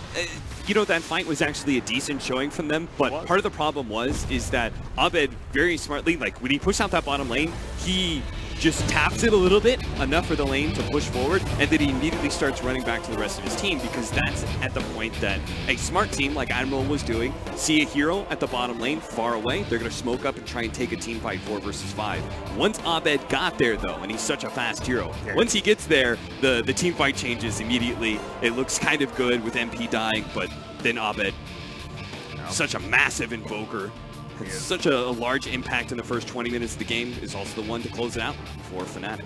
Yeah, and I think the biggest thing you said is the long range abilities, right? You have the Winter Wyvern, you have the Invoker with the Tornado, you have the Earth Spirit. They could catch you. You wouldn't even see him, and just 3 of them are on top of you all of a sudden and made fights so easy. And it just feels, you can see why Fnatic is considered probably a tier above Admiral right there. They played well. The Weaver did a great job of just staying in the game for like 20-30 minutes, but then he got like picked off twice, had to get a Manta, and getting a Manta on Weaver, I think we learned, probably still isn't that good. Any last thoughts on this game? I do think that Fnatic showed a really good way. The team fight that they set up in the draft from Admiral is kind of dangerous with the Undying and the Pugna. You don't want to take headlong fights, so they showed exactly the way you want to be able to deal this. As a tier 1 team, you have these really long range, kind of like poke sort of initiations that basically just kind of like tag at them, and if they see the opportunity, then they can follow that up. But it just kind of like is this annoyance that is pretty much a threat all around the map. I think that Fnatic really showed a tier 1 display of how to be able to execute that kind of strategy. Do you see, I mean, I guess the biggest thing is, what's the draft change, do you think, from Admiral? Is it the first pick they did, Undying Weaver? I mean, Weaver's always good, but I mean, how do you switch it up? You just ban Brood? I do think that you need to ban the Broodmother away from Fnatic. It just causes too many issues for you. I think you have to basically draft like 2 heroes to be able to deal with this one core, and I think that's a problem for you. It puts you in an awkward position. Yep. Well, that about sums it up. I guess we can go hear other people's opinions. We probably don't need to, but Shiver, let's hear what you guys have to say. They're very valuable. That's why we're here. That's why we are talking about this match. Fnatic able to take the first game off of Admiral, and it made it look very easy. When the draft was finished, we already kind of saw that they kind of drafted themselves into a corner, Kyle. It kind of played out the way we were expecting it to. Yep. It was what I would call like a script win, where you look at the draft, you see the path to victory, and it's like going on a well-lit path, like through the woods with your boo. You know, you just have a good time. Play some Dota. Yeah. Yeah. I think like they were saying back there, the Weaver had a good game. I think that's kind of it for Admiral. Like that, but the bottom lane for me was the biggest disaster. Like they have this Pugna Undying that they want to be able to try to pressure versus the Bloodseeker, and it was like the direct opposite of that. The Pugna ended with 11 deaths in this game. If you're dying that much, you're not even able to put the pressure that you want to be able to do. And then they have this Broodmother that they constantly have to be dealing with, and then like the rotations from DJ in this early game pretty much secured all 3 lanes. Yep. Makes it really, really hard for Admiral to play the game. And they have BKBs on the Brood and the Bloodseeker. Abed just casting spells from afar. I mean, it just felt like everyone in Fnatic was playing in their comfort zone. Owen made the point. 3 platinum heroes on Fnatic. Yeah, pretty much Dota Plus's way of telling you, you know, you kind of screwed up if it gets to that, you know, boom, boom, boom, boom, screen where you see the heroes come up, and you're like, oh, that guy's platinum. Oh, so's that guy. Oh, they've got 3 people on their platinum heroes. You got to play a lot of games to get that platinum tier. So if that's not a big sort of sign that you're going to have a hard game ahead of you, I don't know what is. But I think one of the things why at the start I said the Brood would be the problem. I he didn't really have to get involved that much. I think there's a part of the game he was like 4-3-3 on the Brood. I mean, he was doing his job, of course, keeping just the whole map sort of farmed up by himself, that constant sort of pressure and nuisance on the lanes. But it was definitely, you know, as you said, not only DJ, but also the combination of him and Abed. These two, their sort of amount of kill involvement and the pressure they're applying across the map. It's a hard team to draft against. I think you have to take away the Brood, and I think in the next game, you know, when you look at DJ, it's his Shaker, it's his Spirit, and his IO. I really think you may even have to ban the Spirit if you don't play it yourself. You have to take either the Shaker or the IO, ban the other, and just make sure he doesn't get his hands on one of those 3 heroes. Then maybe you'll have a chance. We do get back to this a lot when we're talking about like when there is that.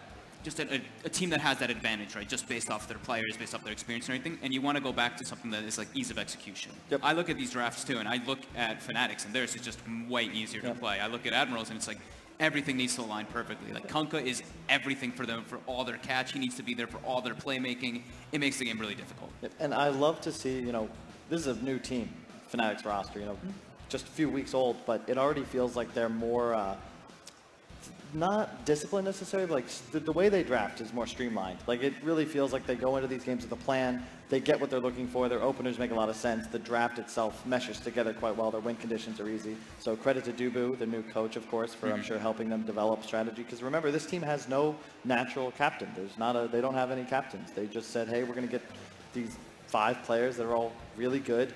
I'd say pretty much everyone but Ice is arguably one of the best at their positions. I say that only because I know you can hear me right now. And you try to not upset the fans, because we are in Singapore and there's a lot of Singaporean fans, and he is the only Singaporean player here. You might want to be a little nice if you want to be able to walk outside of the venue later on tonight. We, of course, are in the middle of a semi-finals. This is a best of 3. We're going to head into the second game very, very shortly. But before that happens, we're having a short break. See you soon. Don't let the leg monster stand in the way of you and your games. Defeat it with Singtel's 1+1 Gbps Fiber Pro Gamer Bundle and enjoy dedicated gaming bandwidth. Razer's new Sela gaming router featuring zero-weight DFS and instant access to WT Fast GPN. Get Singtel's 1+1 Gbps Fiber Pro Gamer Bundle with WT Fast GPN and Razer Sela router at only $69.90 a month for the ultimate home gaming performance.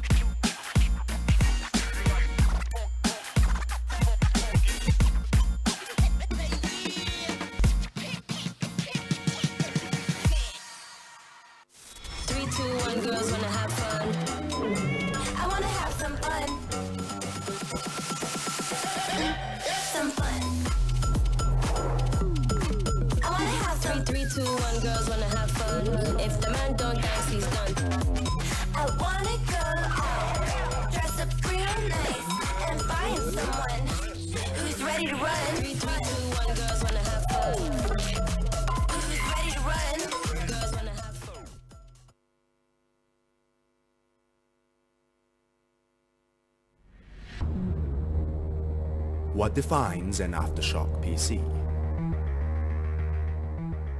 A passionate team of enthusiasts, building systems for gaming perfection.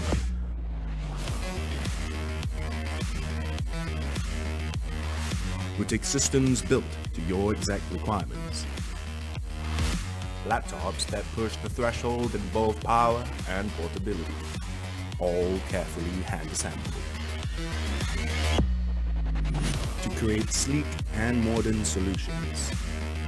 The end result? A PC that perfectly represents you.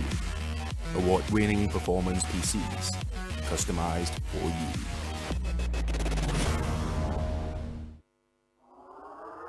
Everyone, stop and take note. Optus gives you better coverage in more places than ever before, so you can do more and more and more on your mobile. Are you with Optus yet? Optus 4G Plus, our best network ever.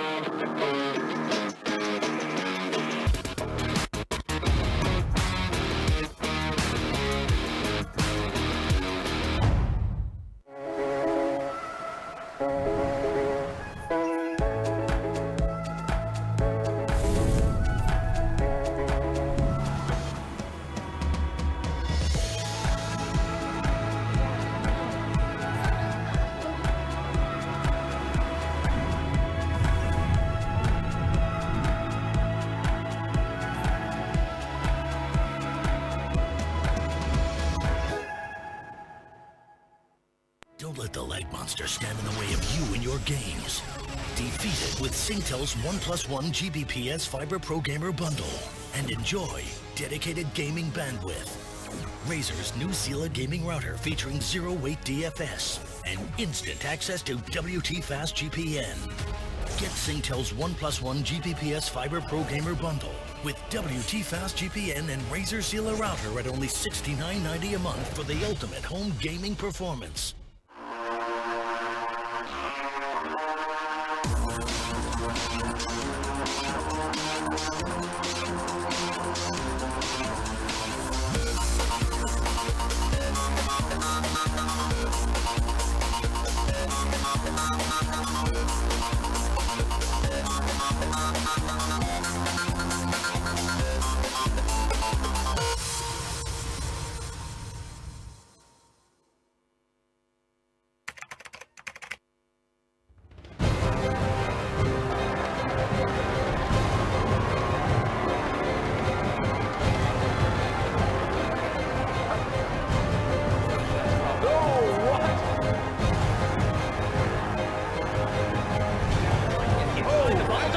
Seoul Dynasty will take this series.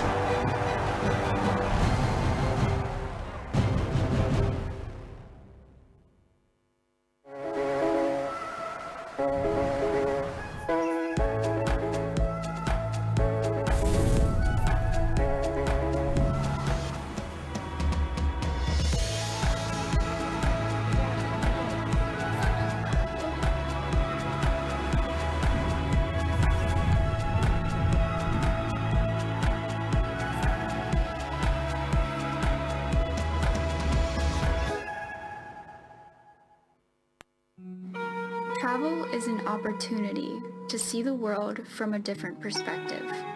It's a gateway to learning more about myself. Every step takes me on a journey to the next chapter in my life. I travel because it shows me what I want to be. Free.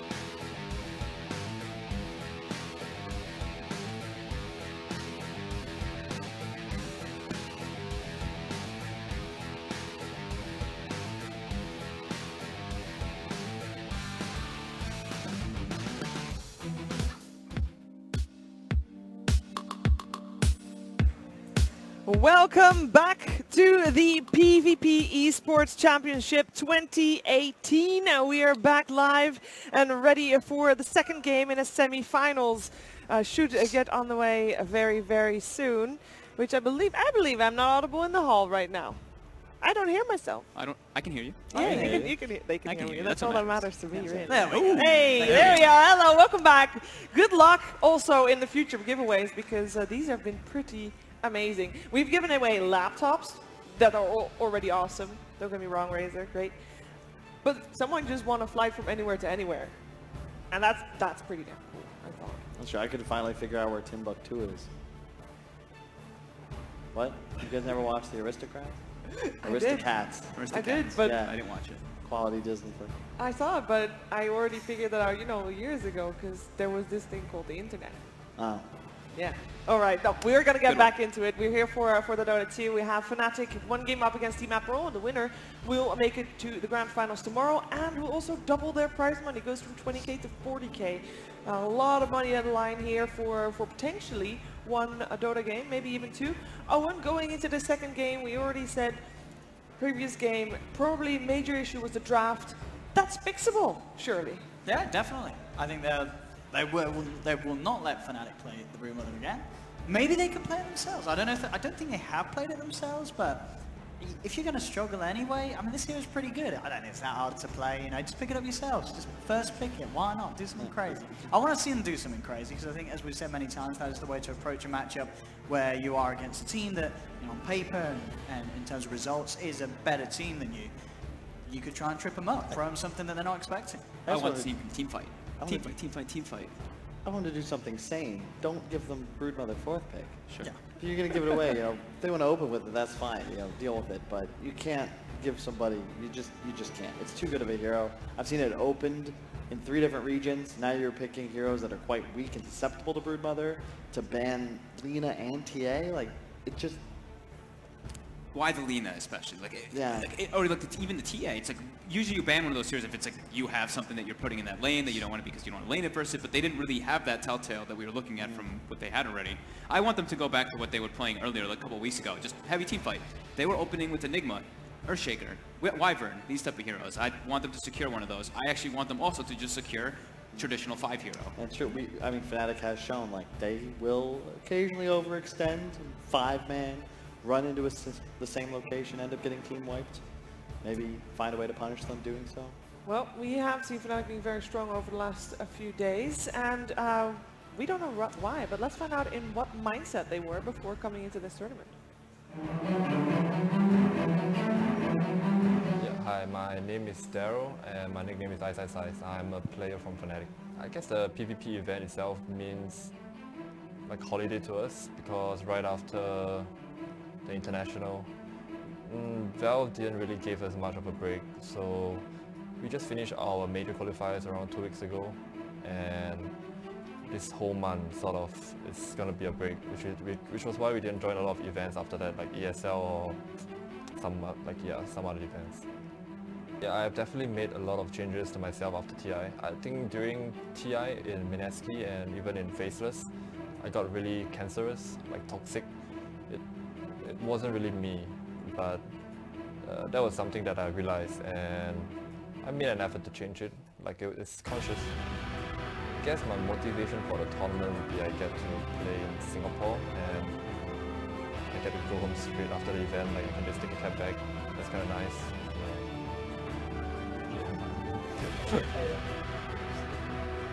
I mean, my expectations for my team for the tournament would be top 3. There's only Secret, LGD and us, so I mean, first is nice, but I guess you're gonna get top 3 or just top 2 or top 1. Like, I don't consider other teams as good enough, like, sadly. Yeah, and the format for the event is kind of bad, so the event itself is not gonna... You can't really show much because of the event format. I think for performance-wise for my team, I would say this event is going to be a warm-up for the KL majors. Yeah, that's actually it. Okay, I think for this season in C, we're going to see a lot of teams breaking through, I think, with the minors and majors going on. So it's going to be like top 2 for the majors and 1 for the minor. So there's going to be like chances where other teams which have not taken part in the international events to be breaking through. Like for minor, you get to see Admiral, was it? Or TN's Tigers? Yeah, and for majors, I think unless they're going to add a third slot, it's always going to be us and TNC. Yeah, I actually think Mike is going to be a really great addition to TNC. We have to see about Gabby, but Kuku seems to be doing good offering as well. And I guess the third team that I would like to see would be Mineski, because I was in Mineski last year and I think they have like a good lineup. They just need to make some changes to their play. Well, for the preparation coming to this tournament, we played normally because we didn't really want to stress ourselves out for this event.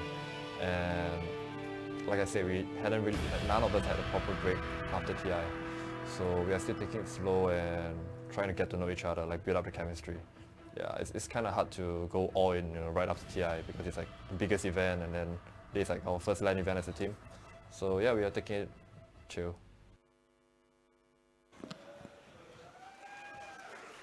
Ice, always able to bring a smile to everybody's faces, it seems. And ready for this tournament, seems to be having the right mindset as well, getting that synergy going. You can build off of that one and just spur through and make it all the way to TI if it goes well, Fog. And according to Ice, him and Fnatic and TNC are going to always be the 2 teams making it through the qualifiers. Very confident. He was very straightforward. He's just like, yeah, there's only 3 teams at this event. These are the teams that are going to make it to the qualifier, to the majors, everything else. Just like, Jesus, brutal. Yeah. Typical Daryl, though. I'm trying to imagine Daryl, because Daryl, of course, new dad. It's like how he's going to explain life, sitting down like a 7-year-old son. Well, school sucks. Then you're going to have to work. He's going to be too real. Yeah. I appreciate the bluntness, though, to be honest. It's something it's refreshing, in this age of misinformation and extra words, just to kind of get to the point. It's nice. It is nice. I mean, that's kind of our job, though. We're doing our job. That's true. A little bit here. Using fancy and nice words to describe things that are happening on the screen. It happens to be the job of quite a few people here. But I like to think that everything we say is of substance, especially my man on the end of the OD Pixel. You can see him deep in thought right now. I'm looking at these bands. I'm thinking about these bands. I'm thinking the Io's still there, the Broodmother's still there. Does Fnatic take out they left the Mirana this time. So Mirana is, I think, the most played hero, I think, by Admiral. They first to it in all of their games that I looked through, if it's not taken out. Actually, there's a couple that did make it through, and they didn't pick it, but for the most part, I saw them playing so much Enigma, so I want to see that come back out, to be honest with you. That's a hero that can change the playstyle completely of an entire game. I love Ice. Yeah. Abad's Invoker removed. Okay. Solid ban. Invoker seems to just be too powerful in the hands of anyone that's adept at playing it. It's so versatile, especially now that people are abusing the Quas-Wex potential as well. It's the lord of the team fight, and we've seen so many games come down to these Roche engagements that I just don't know how you deal with a hero. I think it's also like, if you have like these lanes that can keep your opponent in, like if you have 2 side lanes and you keep them there, the Invoker is going to be able to thrive really well. Yep, there you go. As you said in the previous draft, you're going to open Wisp Gyro. Admiral's just going straight for the Morphling. Yeah. 2 cores right off the bat, though. Yep. Because they open with the Necro, and Io and Gyrocopter are excellent versus Necro, as they are majority magic damage. Fnatic's turn to ban. It kind of goes both ways. I think Necro's a great hero against Wisp, personally. It is good versus Io, yeah. Really easy to take him out, lane very effectively. To be honest, Admiral hasn't lost with Necrophos yet over the last 20-odd matches they've played, so... How many of them had Necro in them? 6. Respectable. Could have been just one, in which case it would be a little less impressive. 5 seconds. Yeah, I'd like to see them just ensure that they have a little more balance in their lineup. As Fog made the point, Kunkka Undying, like 3 cores that didn't really have any method of staying on a target by themselves. It just, there wasn't really much synergy. You know, you look at drafts sometimes, you're like, wow, that makes sense. And that's what Fnatic's lineup really was in that previous game. And I just didn't think Admiral really had a shot. See, they ban out the TA once again. I think that's solid. 2 relatively weak laners. I ban out that Bane. There's something that Fnatic, they'll pick with the Jara and a lot of time for jabs.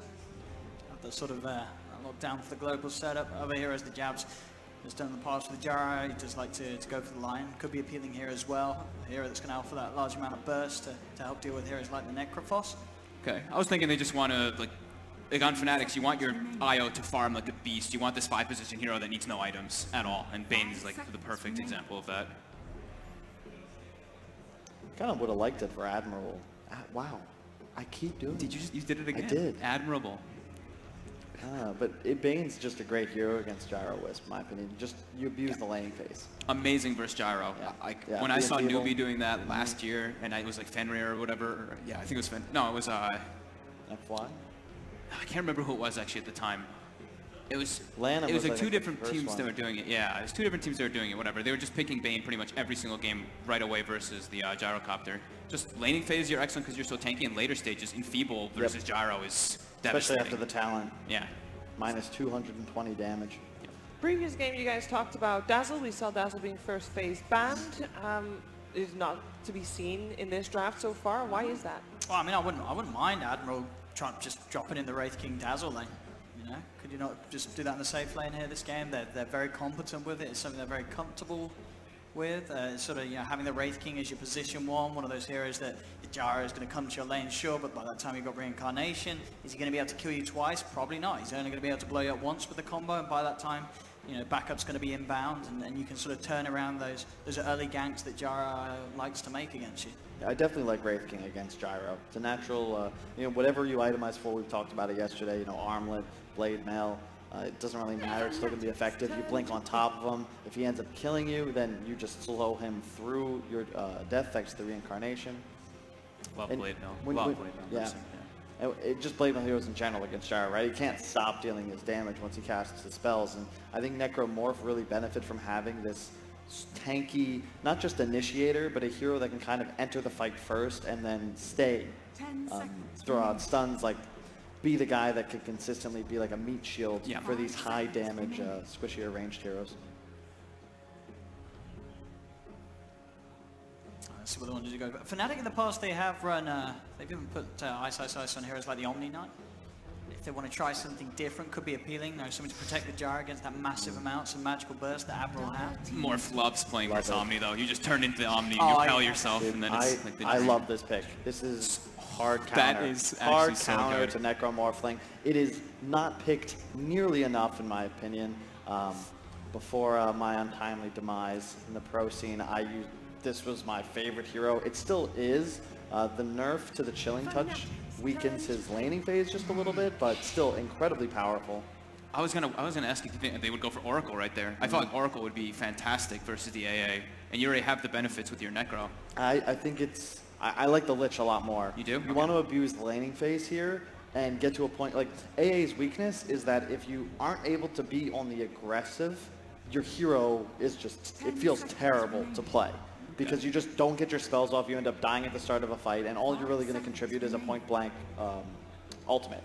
Whereas Lich, you're going to abuse this laning phase, hopefully get him behind, and then it's against a Wisp as well. Like, Lich loves playing against supports that have no reach. We were discussing this in the previous series, or game rather, where Pugna is going to suffer because, you know, there's an Earth Spirit. There's no Earth Spirit now, both supports are taken, although theoretically, we have seen this AA played as a core. And I do believe I've seen Outbid play this before, so we'll see. That's a good point.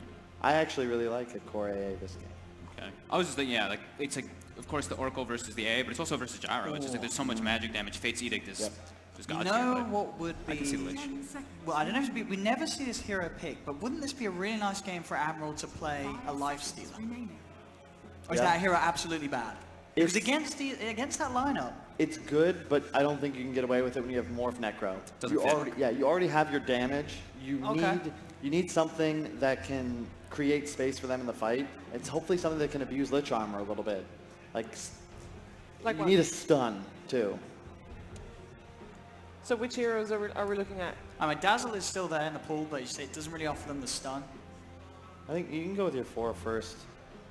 Earth Spirit's not so bad here. You know, really just any stun, any 4 that can make plays. The way Lich is traditionally abused is played either in the off lane or mid in a dual lane, with the 4 then able to rotate and find kills, because Lich is actually an incredibly powerful laner, and you're most effective like between that levels 2 to 4. When you're going to have a level advantage, even if, let's say, you're like a 2-on-1 matchup, like you just abuse this XP and then secure the lane. Lich is free to rotate. How about Nyx? Nyx versus the AA and the IO. Boomy does play it. Not bad. Plays it. Not bad. It's good versus Centaur. You can always set up. I like that. I like that a lot. I like this that. Is That's what, perfect. 4 clockwork? Yeah. Position 4. It's the perfect hero too, right? You know, you throw out a Frost Blast, all of a sudden Clock is going to be rotating in from the side, find kills. It's that hero's going to be a blade mail against the Jara. And he can keep them there through the Stampede. I think the magic number for it to be a great Clock game is when there's 3 heroes that you can deal with, right? AA, Centaur, and Gyro, all incredibly susceptible. Like, let me rephrase, they can't get out of cogs. Exactly. So if he catches them, level 3, they're going to just go down. Specifically AA, like, you really hate playing against Clockwork.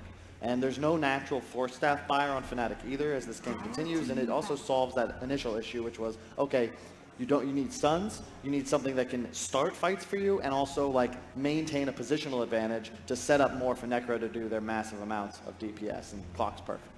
Do you think this is a 4 position? It could be a 3. I think it could be a 3. I think a Clock with farm could do quite a lot this game. I think it's really the Necro is going to be the 3. Oh, the ban Meepo. Don't blame him. I've made the mistake. Yeah, that's true. I've made the mistake of not banning. So the Necros, do you think they're going to put the morph in the mid lane? A couple of times. What do you mean? No. Old scars. I'd just like to see them pick sort of like a good call that's going to match up well against the Jara. So like the Wraith King, the Ursa, or the Lifestealer. Something that can really just get in the face of those two and sort of be able to have that presence in the team fight. Yeah. And be able to survive against heroes like the AA and the Centaur, sort of this magical damage that they're not going to care about as much. You've got some of those ways to stay alive. I'm okay. I just want a blink hero here, a blink stun. It can be your 3 or your 4. It doesn't really, I don't really care which, but you definitely want something else that can kind of get things started. Because again, Morph Necro, they're such incredibly high damage heroes, and looking at the Fnatic lineup, like, you already have plenty of damage. You just need to find ways to kill the squishy supports. AA, Wisp. If you take them out, you're going to win these fights. Okay, they go for the Venge. Now, it is Boomy that plays the Venge for Admiral, so this might be a core Clockwork. Yep, looks that way. Okay. I like it with farm, honestly. Yeah. It's like such so good to get that blade mount early on, even get early earn versus the IO. Yep. Can be I like Venge a lot against AA Centaur as well. The whole Fnatic teamfight composition right now is based around you're going to initiate with the stun, AA follow up, and you just swap. Yeah, they've got the save like, now. It's my favorite save to play against an AA. I even prefer it to Oracle because you really don't invest too much, and you're also a lot, you don't suffer as much when you're forced into a Force Staff, which I also think you're going to want here. And if you can just force away from that AA, name of the game is avoid it, you're going to be fine. I still feel weird about their team fight when I look at Admiral Wow. in comparison. Ooh, a Puck. A Puck? Not a That's hero we great. see Dude, a it's lot. AA Puck. It's so good so much versus, damage. And versus Necro Morphling too. It's like the silence is actually incredible this game. Yep, I love that pick. It's going to be an Abed Puck, man. I remember back in, I want to say like a year and a half ago, there was a period of time where Puck was a first 2 hero every game in North America. Abed, very adept at playing the hero. AA Puck used to be one of those incredible openers because it's very open, so much damage. Coil dropped the Vortex, and all of a sudden Puck's doing near like 1,000 damage in a spell combo. Really like the choice here. They have no real way to kill him. Love it. So, Admiral, they're 1 game down. If they lose here, they're eliminated. And I would like to hear from you guys what they need to do to prevent that from happening. Owen? Maybe go back and try a different. I don't know. I've got to agree with everything Carl says there. I think he's absolutely right. I think the Puck, doesn't, you know, a hero that we don't see a lot, but in this sort of situation, it really just seems like a hero that just fundamentally what this hero can offer, and the fact that you've got sort of this setup now for not only sort of the Ice Blast, but this Gyro IO that we know Fnatic is so strong with. It's going to be another rough one for Admiral. I feel like Clock needs to pop off. Yep. Fnatic will have damage issues if Admiral gets BKBs up, but I feel like they can play with enough tempo, especially with the Whisper relocates, that they're going to be able to maintain a lead and then just control the map and find kills a lot easier. But if clock goes off, if the Lich's impact really snowballs their laning phase, Admiral could take it a lot more even than the last game, but I would still give Fnatic the edge. All right, still an entire panel favoring Fnatic here in the second game of the best of 3. It's time to find out what our commentators think about this second game. It is over to Capitalist and Grant. Well, Sheever, I don't have many thoughts of my own because I'm not a very smart guy, but luckily we have Cap here. And Cap, I gotta be honest, they love this Fnatic draft, but IOAA doesn't seem like the strongest support duo, and I thought Puck was considered one of the 10 worst heroes in the game. Yeah. These are one of those drafts that really makes me it reminds me of why I love Dota so much, because the complexity of the game offers these sort of opportunities where you don't see a ton of clockwork. And I look at this clockwork pickup and I'm like, huh, it's actually a great clockwork game. Yeah. It could be one of the rare core clockwork games. That sounds excellent. I thought that was going to be the most surprising thing about the draft. Then we get something even more surprising. Mid-Puck is back in the pool. And it's an amazing game for the Puck as well. So, I mean, just look at it. He's dealing with a projectile stun in the Vengeful Spirit. Clockwork you deal with really well. There's no threat for the Puck whatsoever. He is, Abed is going to have a very free game in that regard. And it is going to be, I think, very tough for Admiral to be able to contend with that, especially given how dominant Abed was in Game 1. And it is going to be the Venge off lane. Do you like that more than the Clockwork in this game? Clockwork is going to be 4. I mean, I thought the 30 seconds. I thought a Clockwork with a fast blade mail up against the Wisp. Again, these supports really do not like Clockwork. The Gyrocopter doesn't like Clockwork with an early blade mail. Centaur doesn't even like Clockwork until he gets an Aghanim Scepter, and then he can just run over the cogs, as does his teammates. But well, I guess it's a better hero to be able to kind of secure the laning phase, maybe for this top lane. It does look to be actually a little bit of fighting. It looks like Dire is going to come away with 3 of the 4 runes here. No, they're going to come away with 4 of 4 runes, pardon me. The Clockwork does end up getting it. That's a pretty damn good start, especially with a Lich on your team denying creep, and it's a ton of gold denied already. So they're winning already in gold and experience. They're doing it. They have done it, and they're going to try and go for maybe a courier pickoff as well. Yep. We'll see this mid matchup. I can't imagine this goes well for Morphling. Yeah. Just because the harassment damage. Doesn't want to dive the tower for that chicken. Definitely could have killed the chicken, but he would have fed first blood. Yeah. Doesn't look like he wants to. And now top lane, a lot of damage being done, and he goes heal first. He's getting right-click down. You see the extra damage coming out from them chilly willy fingers, and that is so much damage. How did he let himself get in range of that stomp? It must have been, as you said. They're just kind of, it feels like they're just running into it now. He's gonna, oh man, that is, dude, cogs are so bad now. I just want to say, I was one of the few heroes I actually played at a decent level, and this hero is just, now that it takes 2 hits at every level, cogs are just, it's not a spell. All right, a lot of pro players think it's not a spell. I've got a bigger problem with it, which is, why in the world can you right-click cogs as a melee hero? Why can you do that? What do you and just not get hit by the cogs? Your range is longer than the actual pushback of the cogs, and then you can actually farm gold off of cogs. That's a good question. I mean, it's just a bad ability. I've literally talked to a lot of pro players that say, hey, he's not a hero because he doesn't have an ability. He literally has 3 abilities is what people say now. Yeah. Which feels pretty bad. And nice deny there, though. That is the range creep. Now Allison doing some good right-clicking adaptive strike. It is 7-4 versus 4-3, though, and Radiant's Courier is going to go down. Sentry Ward, I believe, is running down bottom. Well, look at this. I mean, Dire's getting the team advantage, right? 4 bounty runes, as well as a chicken kill. That's a ton of team gold. Yeah, if they hadn't lost their Necrophos so early. Look at this. Bit unfortunate there, but they do manage to pull the lane back, which is really important. Yeah, it is. And the Necrophos should be able, overall, he should be able to farm well in this lane. He just shouldn't die that often. So don't go to melee range of the creeps. Obviously, you want to get up there. I'm going to nuke the range. You've got to be a little more careful of that in this lane. I can only presume that he probably got slowed out from the chilly fingers of the Ancient Apparition, and that was enough to close that gap. So hopefully he'll be more careful. Wondering how this lane does. Lich, Vengeful Spirit, Core. against the Gyro Wisp. I mean, you already have a Wisp who's going to be playing a lot in lane. If they can stop the pulls and make sure they get the experience advantage that they should get with the Lich, then I would imagine this is kind of a decent lane. Yeah, the problem is, once again, Fnatic, like, MP's fine with this. He's like, you know, I'm not getting the most. There's a Lich here whose stun is going to fly out. Won't get him a kill, but saves jabs. It's more, MP knows he's probably going to lose this lane, right? You're against the Lich, but you get this pull-off, you're just going to occasionally farm, just don't die, and now jabs right-clicking, but he's fine. Just going to pop his healing salve. Look at the Clockwork, just kind of like trying to wrap around this tower. He's really looking for that Ancient Apparition kill. Wants it bad. I don't think they really need to try that hard for it, especially before level 3. Like, such a big power spike for Clockwork. Get that second level in Battery Assault. And Abed gets a regen rune bottom. One of the few heroes, you know, he just throws out his ability, gets back to lane immediately, wastes no time, and now he's full HP, full mana, and this Morphling is technically winning the lane right now, but here's the big thing. He's going to have to fly out some more regen because this is a full everything puck, but MP, one more auto attack. Oh, the Fairy Fire from DJ. Ton of heal there. And they're going to turn around and get a lot of damage on this Lich. It's not a kill. Is that enough? They just need to be able to get the vision of him. They need it. Does he have balls up? No, not for 15 now. Instead, they're going to go for the Vengeance. That would be an even better kill. Stun is going to fly out. They might find neither of them, though. Nice dodge by the Lich there. Oh, they're still pinging it like this, guys. I'm not sure if Lich has the mana. Nah, he's running far. Oh, he's suiciding the tier 1. Ah, smart. Nice. That's the excellent play. He does give the gold to NP, but not much.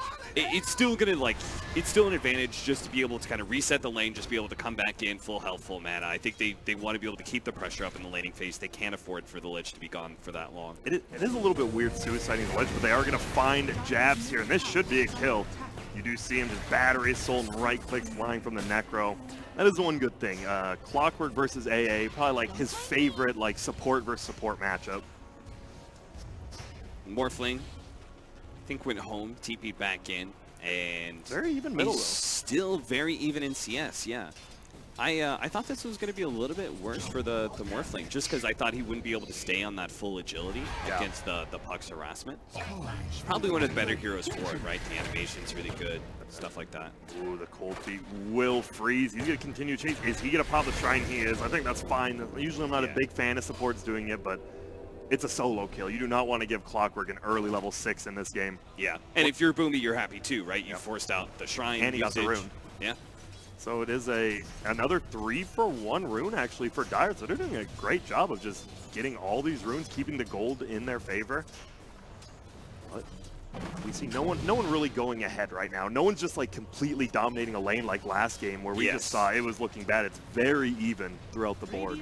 Yeah, here it's going to be all about like when Fnatic hit their timings with a Blink Dagger on Puck, and they have also the Stampede. They have a lot of really good setup for the aggressive relocate in with the gyrocopters. So there's a lot of opportunities in that regard. And that'll be when Fnatic either dominate the game and look to close it out, or Admiral just kind of like weather the storm. Yep. And that is a nice one. Not only they get the kill on DJ, he gets the haster and can run right back to lane. And Admiral is looking a lot better this game. I mean, this could be one, right? You kind of got beat down hard. You could just absolutely crumble and lose a second game, but they take a very nice early lead here. Necro farming well, Morphling farming actually insanely well middle. And the Venge isn't falling behind yet. Usually we see Venges, they just lose the lane and they're useless. No comeback mechanic on that hero. Yeah, it is really important that this core offlane Vengeful Spirit has a good laning phase. It seems to be going really well for them so far. The Necrophos, I think, is also really important in the regard that they really need a pipe for this game, I think. There's a lot of magic damage burst coming out from Fnatic. It's going to be the double glyph. Looks like they were thinking about diving bottom, actually. Can't quite do it. No, just going to be farming under the Leo Sender. He doesn't care. He's going to be farming here. And it is a level 6 Necro. He needs to be careful. He does not have mana. He has the hood, as you see. Tough to do damage, but going to slowly get his mana back with these last hits. I like the pressure that they're putting in here, Admiral. Especially as the Siege Wagon comes in too. They've just got a ton of damage. And look at this. They're going to continue to tank for it. I like this. I'm not sure if you can really tank this entire time, though. Oh, yeah. Now, uh-oh. Gotta be careful. One TP could definitely make their lives hell up here, but the Shrine is not up, so I feel like in a way Like, now they're just going to lose their clockwork for the laning phase. But it feels like at least if the Necro gets a couple last hits here, he'll be full HP man, and he can kind of deal with this lane 2v1 if he doesn't overplay. Yeah, for sure. Now Puck, this is the lane. Man, Abed, he's still technically losing this middle lane to the Morphling. Is getting farm, going for the Veil first. I assume it's just, what, Veil, Blink, yeah, I think you just go Veil Blink. Normal now. The Veil is mega value. And I think in general, you want to have that kind of extra damage item for the Puck, because I think so often you just fall a little bit short in solo kill potential. And then, again, the Blink Dagger for the initiation, just coil somebody, they're going to relocate in on top of it with the Gyrocopter. You have the Ice Blast coming in as well. There's so many things, and it's going to be very difficult. Admiral do have a very good save mechanism. I think it was the only real thing they could do. There's very few offlaners that would be able to give you a good save mechanism. I think Omni Knight would maybe be the other one, but you have this Venge swap. You just take someone out of the coil. They're going to take a lot of damage, but at least they may not be hit by the Ice Blast or be out of position for the relocate. Nice dodge there, but I don't think Allison really cares at this point. He's got the Arcane Rune. He's just spamming out spells, and look at, they know Jab's just committed middle. This top lane could be in a lot of trouble because of that. And that's the problem. You're on the map now. Ice does get his level 6, has a hood. He's actually going to throw an ulti to get MP to kill bottom. They're going to go for another one. Does get the slow as well. And then this Venge looks pretty damn tanky, though. TP is going to come from Morph. Will he cancel? Yep. Not going to go. And honestly, I'm pretty sure, I mean, you get the kill there, but Admiral, I'm sure, is still happy. Top lane going pretty damn well. Bottom lane going well. That's the thing, right? Lich is almost always going to win you that lane bottom. Yeah. I like that Ice uses that Stampede. Like, he used it for bottom lane, but he still made sure that he used it on his hero as well to be able to pull the creeps off the tower. Yeah. And if you're Admiral in that situation, what you're looking to do is just try and keep the Centaur out of range of the creeps entirely, take this offlane tower as soon as possible, and then you can rotate this Necrophos down to the bottom lane. They talked about it last game on the panel, but once Fnatic got BKBs, it was going to be really hard to get, you know, damage out. But on this game, it feels like if Admiral gets BKBs, what does Fnatic really have against those? Yeah, it's definitely a game where you want to see Vengeful Spirit with the BKB. I'm not sure if, like, Necrophos goes for it. I don't think it's just weird, right? Yeah. You can't use Ghost Shroud while you're BKB, but it's such a value item that that's the only reason we're talking about it, right? Yeah. I mean, because and people are like, well, what about Puck at 25? Have you seen the rapid fire talent? That is just absolute trash. I thought it'd be like Wind Ranger. I'm like, this guy's going to put in work, and it's like, oh, never mind, it's just trash. Yeah. Absolute trash.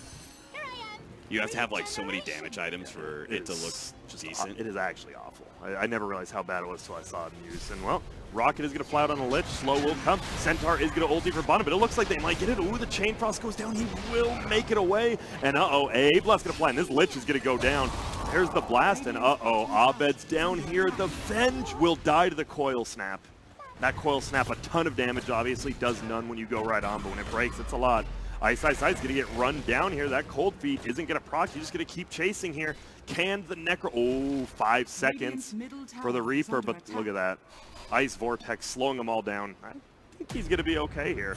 Oh, that's not quite enough damage, but maybe it's enough of a slow?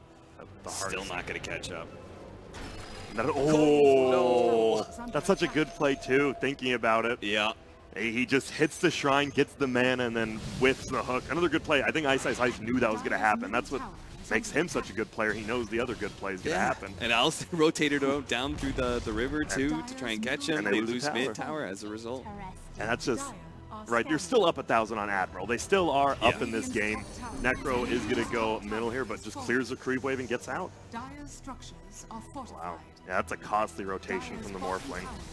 He is still third in the net worth chart, so not the worst. But now bottom tower is taking a ton of damage. They have the Ice Armor, which slows it down quite a bit. But this game for sure, I could see... Need to get the swap. Just throws that wave tear, but look at that move speed. Too much. Oh, wait. He actually slows down right there. Got to be careful. No hook shot from the Clockwork, and the orbs will hit. They kill the Rock, but look who's here at top, but he's going to get the double quill. They instantly die, and the AA is not going to hit, but it will go over him, so they have enough damage. They can definitely get it. He's going to go for it. Oh, they're going to TP in. Well, no, just DJ. Hello. Orb will fly out. Fairy Fire does get popped. He's just running, but will finally get taken down, and MP actually gets the kill. He's happy about that. And wow, that is a quick triple kill. And you see the AoE lockdown. If you overcommit, you get coiled, you're in a bad spot. Yeah, they were just so focused on still trying to make that work because they made the rotation with multiple heroes. They really wanted to be able to find that kill, but they knew the puck was in that area anyway, right? Yeah, I believe so. Uh-oh, Jabs is just going to try to run away. Obviously, oops, swap back. And that is a little follow-up kill, but Ice is just farming top. And well, Fnatic has their first lead of the game right now. And you do have this IO gyro. That's the biggest thing too. They chased after an IO gyro. Like one of the, I'm pretty sure you never want to chase after an IO, especially when the tier 1's still up. Yeah, it's pretty much like, if you don't get the swap initially, then leave. That's not a fight that you can take anymore. Yeah, just, you already committed 3 heroes, but it's not worth it, you know, just accept the loss there, but instead they lose all 3 heroes, and now Abed, he's toying with the MP, gets the kill bottom. Looks like they're going for more. Will they find this Venge? Will they find this Necro? Looks like MP, no, he's gonna end up going down. That's gonna be a long death. AA Blast gonna fly in. Ooh, hits on both of them, gets a kill. Do they have any stuns up? Don't need it, hits him with the double edge and just destroys him. And man, this AA is doing so much. He has not missed an ulti yet, is the biggest thing. He is just slaughtering him, with obviously with Centaur as well as Puck. It's pretty easy to hit him, but he's doing a good job. They've got very good setup, but even that last team fight, I think Fnatic's doing a really good job baiting out these situations as well. Well, we are probably going to see a Spirit Vessel coming out of that IO. I mean, super value, right, for yourself as well as against that Morph. You get Spirit Vessel plus the AA Blast on that Morphling, he is just going to melt. Yeah. What I do really like, so the change to Coil that happened a while back is that it now does more damage when it breaks, but less damage when you initially put it on people. Yeah. And so what you really want for a good puck team is you want to have ways to push them out, maybe physically, or even just have enough overwhelming amount of damage that it forces them to try and run away. And here, like, Gyrocopter is a great example of that, with the Wisp coming in, and then the Centaur as well, just kind of like closing that gap. Ice Blast is a third. That's the thing. Skill that Fnatic have for that. Ooh, it is going to be, this is a giant rune fight. Stun is going to fly out. The IO will be on the gyro. Will the gyro drop quick enough? Swap back in. MP still alive, but the tether's broken because of a nice swap. And now Ice in a little bit of trouble, but Abed instantly... Oh, look at this Abed! In. Oh my goodness, and Abed blows them all up. The Ice Vortex there. And now they're going to try to chase them. Popped ulti, and I believe you just overextended once more. And well, I think Kyle said it the best. Ice Vortex plus Puck equals a lot of damage. Holy smokes. They could not be more grouped up for that. I mean, they were thinking to themselves like, oh my even God. if the Ice Blast is coming out, right? Like, we're just running over Fnatic, so it's fine. But the Puck, Abed, he just saw the opportunity of a lifetime. And that is... it's just a full team wipe right there. You lost MP, but he's like, whatever. I mean, he is their only late game carry, to be fair. They get him. But, I mean, Abed's going to get that 420 gold per minute if he keeps this up, and he can definitely become a late game hero. You can't miss this hook shot. And he does it. Nicely done there. Should be able to get him no mana there. DJ getting right. Like, there's the mana, but won't matter. Reaper Scythe comes in. I really like that Reaper Scythe. Me too. The reason being that the hero was 100% dead. Yes, there's no question of that. But it takes the Wisp away from the Gyrocopter duo for almost a full minute. And that's really nice. That really decreases the power that Fnatic have on the map. Fnatic wants to play really fast like they're doing right now on that Morphling, just blowing them up with these 2 cores. Well, pretty easy. And as you said, Abed, I mean, Puck is considered a pretty bad hero, but when you have a game like this and you have a player like Abed, he's going to make it work. And ooh, Rocket is going to scout out 2 of them. We know he doesn't have hook shot, just saw it on the IO, so they can't really commit anything. AA Blast. That Reaper Scythe, especially, those heroes are too tanky to go on behind the tower and such. It'd be really hard to root them out. Abed's just going to get more burst damage with the Dagon pretty soon. So what move? I mean, Admiral, they were doing a great job. We are going to see, look at this replay. Here they go. Ice looking at me. He's like, please follow me. Please do it. 5 of them running up the hill directly together. Instantly dead. My God. Ice Vortex. 4-man combo, man. We also didn't really talk about, though, the Morphling is against Gyro, right? Which is pretty nice. Yep. He gets the free flag. I guess we didn't really talk about that, but they got to get the Morphling. It was just like last game. He has to find farm, and right now he is 5th on net worth. Yeah, we we're not seeing the same way. You know how like Ame played, and he would always challenge the gyrocopter. He would actually just go into the gyrocopter's lane really early. We're not seeing that out of Allison. He's just farming. Yeah, and Allison's style was actually pretty aggressive when he was on Bloodseeker and such, but it seems like he's falling back with this Morphling. He's falling back into a more natural kind of carrying, where he's just sitting back and farming quite a lot. And maybe it is to their detriment. I don't know. Ooh, on the backside, Ice is going to find what it is going to be the clockwork. His ult to use. Chain Frost's going to fly in, but it will bounce once only over to Jabs. They want to bring on this Necro, but he gets the Ghost Shroud off.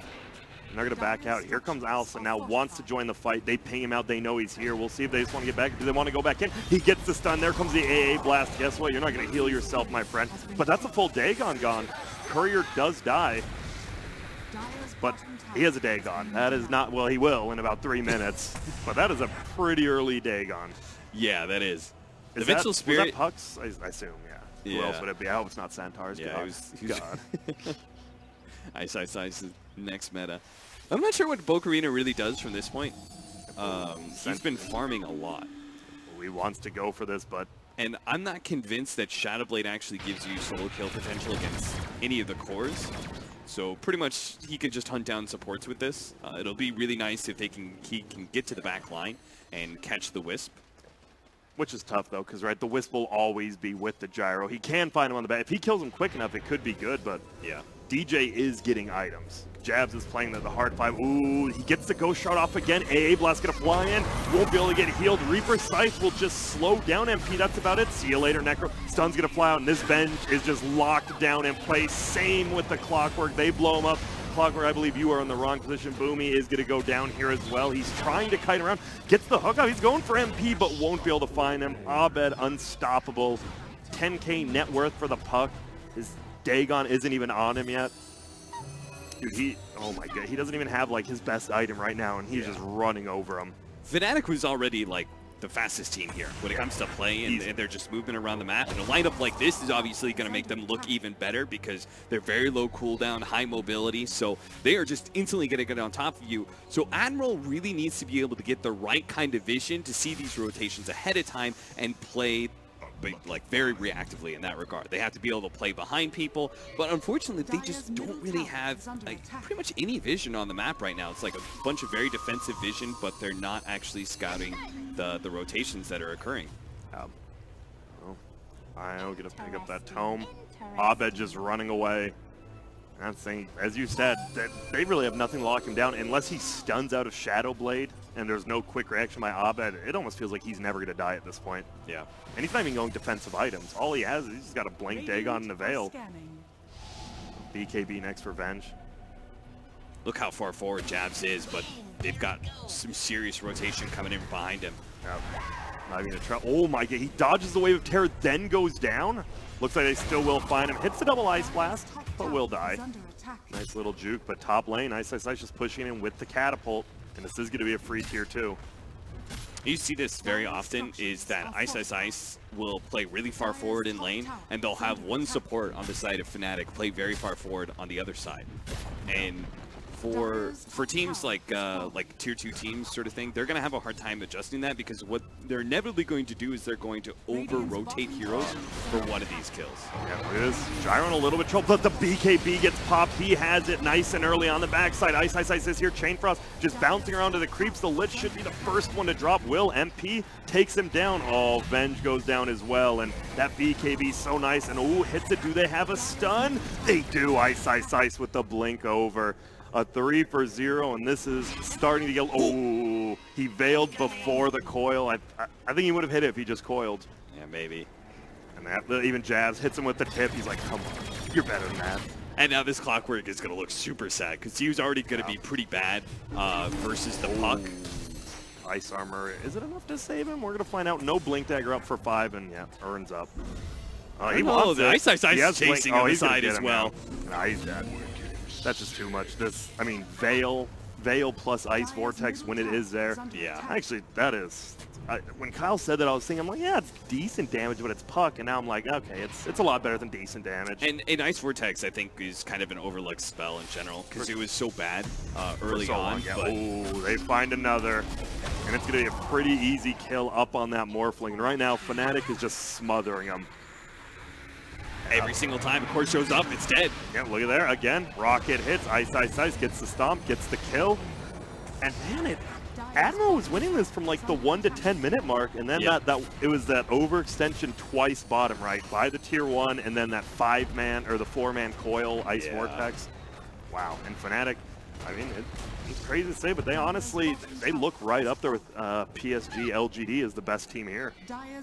Admiral, they can't even like 5-man into Fnatic, because obviously Fnatic's 5-man is so much stronger. Nice deny from Boomy. I mean, you got to get it. I mean, they're 12K down already, but you stop that team gold from going around. Aghanim Scepter plus the level 3 Stampede for Ice. So now you've got survivability against the Reaper Scythe. You can just, everybody can ignore Clockwork now. They can just walk over the cogs. It's tough. This is very tough. You just look at the net worth chart. It is 3 Radiant cores, all in the 5 digits, and then the next 3 are dire, but a lot lower. Ooh, Will. Nope, already gone. And yeah, it feels like he's just hunting this puck, but it's not really working out. Instead of maybe hunting, like I feel like instead of 5-manning that AA like we've seen, don't you just put the Venge on the AA duty? It feels like that's the one hero he can solo kill. And AA has been farming alone a lot. Yeah, and the weird part is that he doesn't have enough damage solo, I think, to be able to kill the puck. Yeah. Because he's actually got a little bit of armor and such against the physical damage that's going to come after the stun. So he needs somebody else to come in with him, but... Yeah. Well, smoke up here. Blink forward. Oh, no, puck. He is just going to drop so damn quick. And you can't just sit inside your base. You're going to lose that. They're trying to make space, but they're just going to pick up. Oh, and the coil's going to come. Here we go. IO, as well as Gyro, get to say hello. I don't think that TP is going to work because DJ has Dust. And that's the biggest thing. Always carry Dust as support, or even a core. I think that's the biggest thing. Even if you're a core, don't be a cheapskate. I love how quickly Fnatic always moves out. They spread out as soon as they find a pickoff like that. Abed, I'm not even sure if he participated in the Clockwork kill. He immediately just started running into the dire jungle, just hoping to find somebody else, because he knows that pretty much anybody they catch is a guaranteed win team fight. You're this far ahead with a lineup like this that scales so quickly into 20 minutes and just incredibly strong team fight. Great burst damage, great control. And look at that, they get the Roshan, but not even that. Abed, he steals one of the bounty runes bottom, and they get 2 of them top. Just so much gold. Allison will end up bringing that, man, 25 minutes in. The tier 1 finally falls. Now Abed, level 20, getting close to that 25. Oh my god, he is going to be so rich. I'm not really convinced that the fast Radiance was the build for the Necro. I think they really did need pipe, but at this point, it doesn't really matter. If you had pipe, you'd still be losing the fight, so maybe the Radiance, since he did go that route, will help him get to those later levels and those full 6-slotted carry items that he's going to need.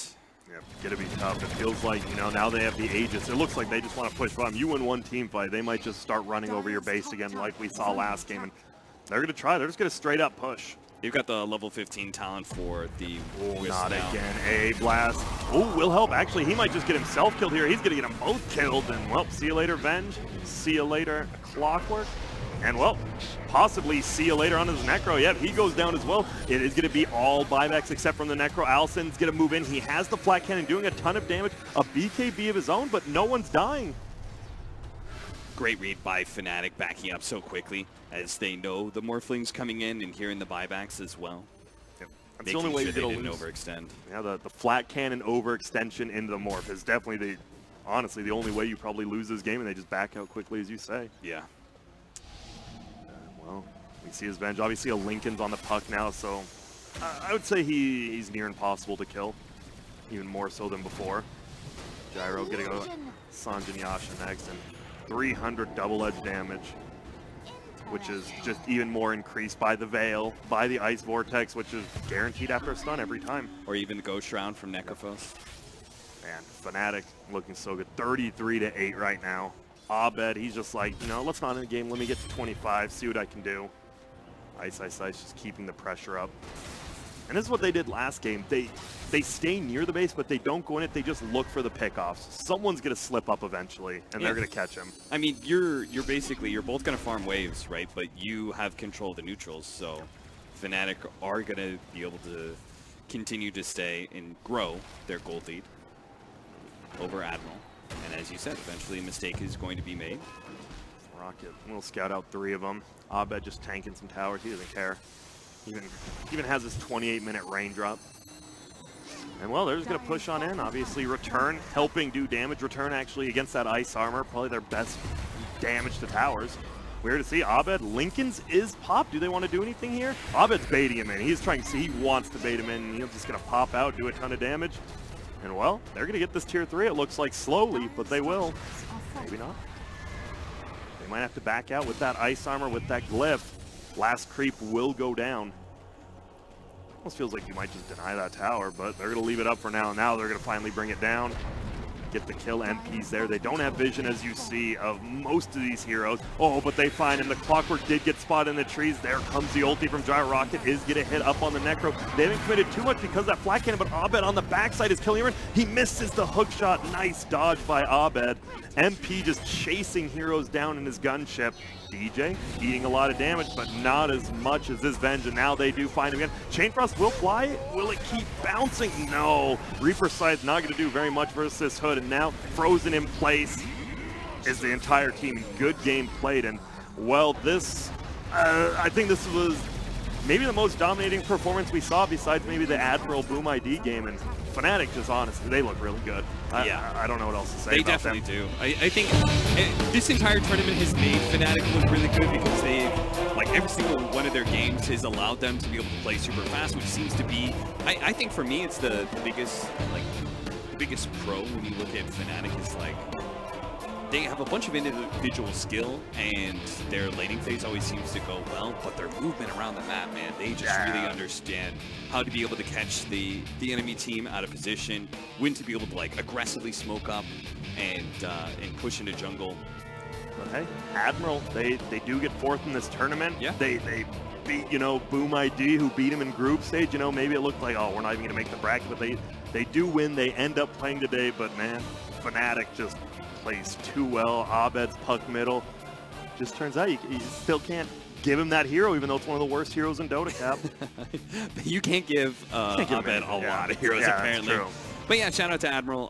They definitely had a strong showing at this tournament still, and as they said in their interviews earlier, they were looking forward to playing these top-tier teams, not because they thought they were necessarily going to beat them, but because they knew it was going to be an opportunity for them to learn and grow as a team. So hopefully we'll see that in the coming season, see a lot more of Admiral. Yeah, what do you want to see, though? If they watch these replays, do you just watch, like, you don't even watch how you play, do you just watch how Fnatic plays against you? Is that how you learn from those, or? Yeah, I think one of the things that all 3, Boom ID, Admiral, as well as Signify, thank you. I think that their smoke rotations, like, I feel like they were never really taking advantage of like good smoke rotations that allow you to find a core pickoff and turn that into an objective.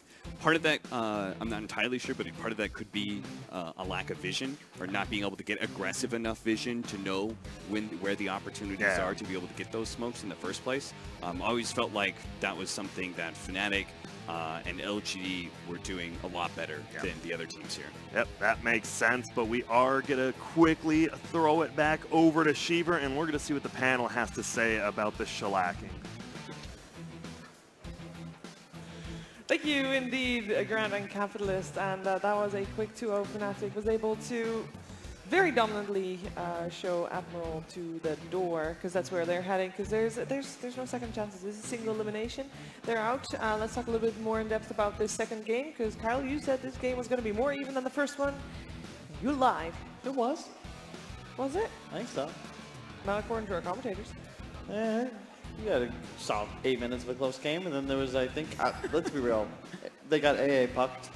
That they walked up a hill. Abed had a very timely invis rune, hit 4 people with a coil veil combo on top of AA. I feel like our replay should just be constantly replaying that. Yeah. I mean, look at the net worths right here, you know? Admiral's out to a decent lead. They have that laning phase advantage that we spoke of that might give them that edge, but it's just look at the team fight. Like that, Exactly. you know, you mentioned that earlier, Yanni. Like, what do you do to win a clash against Fnatic? That's why I was talking about it like so much. I wanted them to pick a bunch of team fight in this game. It's like, because you're not going to be able to, sure, you'll win your lanes, but you have to be able to win a fight in order to get objectives on the map. We saw this game, they only killed 1 tower because after the laning phase ended, it was just constant team fights that Fnatic was taking, and there was just no way that Admiral was able to take it with their lineup. I mean, they have Necro, Morph, Lich, Clockwork Venge. It's like you look at it, and those heroes just don't really have that like long cooldown, like ultimate in comparison to like a Puck, a Centaur, these type of heroes. And yeah, it was picture perfect. Yeah, you can't ask for anything better. And to your point, Fnatic also has this concept of like they can lose a core and still win a fight, right? Because they're not going to lose the damage. There's no hero that's utterly critical to their ability to win a clash. And you look at Admiral's lineup and you think, okay, if Necro's gone, what do they do? And we were talking about a Blink Initiator. I feel like the Venge pick, it's banned, but imagine if that hero's an Earthshaker. All of a sudden this draft seems to just fit together in a mold a lot better, and just didn't have the answers to the Fnatic lineup. Owen, Admiral, they can see this as a learning experience, as they mentioned before, that this is something that they do see it as? Yeah, I think absolutely, you know, sure in the interview they mentioned Secret LG, but I think, you know, looking at this current Fnatic lineup, this is, you know, they're absolutely up there. This is a team that you play against and you do take away something from it as well. And I don't think Admiral will be too disheartened about this defeat. You know, coming into this matchup, they were going to struggle. It was always going to be a very hard matchup for them to stand toe-to-toe with Fnatic. But I think in sort of the previous days that we've had it, they've shown us that these guys, you know, they're learning, they're improving as time goes on. And it's just the beginning of the new season. You know, for these guys, there's going to be many more events, many more obviously parts, majors and minors, parts of the DPC circuit, and obviously more fantastic tournaments like this outside of it that we are going to get the chance to see Admiral Dota definitely qualify for more events in the future. But as today, you're in a tournament where you're left in with 3 other teams, Fnatic, LGD and Secret. The chances of getting further, very, very slim. But as I say, across the board, still impressed by the boys now. The fact that they are here in that top 4 is already a good showing for them. I mean, Fnatic played super clean. That's the thing too. It's like a lot of times we always talk about Fnatic. It's like, oh, Fnatic's got a lead. Well, we'll go back old Fnatic, right? Flip a coin. Fnatic's got a lead, and now they're gonna feel very like comfortable, and then they're gonna start dying all over the place, and the game gets kind of close, and then maybe they start getting behind, and then they're amazing again. This was not the case. It was just crisp execution all around. It's really nice to watch. I think one of the best ways to judge like a team and how they're flowing together is their decision making to back. Like there was this moment where they got a couple of kills and then Admiral used 2 buybacks and immediately all 5 heroes retreated to the high ground. It kind of took like 1,000 units step back and then turned again. And it's just very fluid. Their warding is great. I love the way they're playing around one another, but we haven't seen them play, I don't want to say from behind yet, but more of a, we haven't seen them play without a move, if that makes sense. Like they've always been in control of the tempo, even if they're a little bit behind in net worth or the laning phase. They have the ability to make plays, but what happens if their supports aren't empowered, if Abed loses mid and he's not on this traditional playmaker? So we'll see. They made the finals. I'm sure it's 5-game set. They'll be tested there, but until then, good job. Yeah, and they need an opponent. And for that, we have another semifinals. And the other semifinals is going to be LGD. PSG LGD is going to take on Team Secret in a best of 3. And that will happen right here in the Suntec Convention Center from Singapore after this break.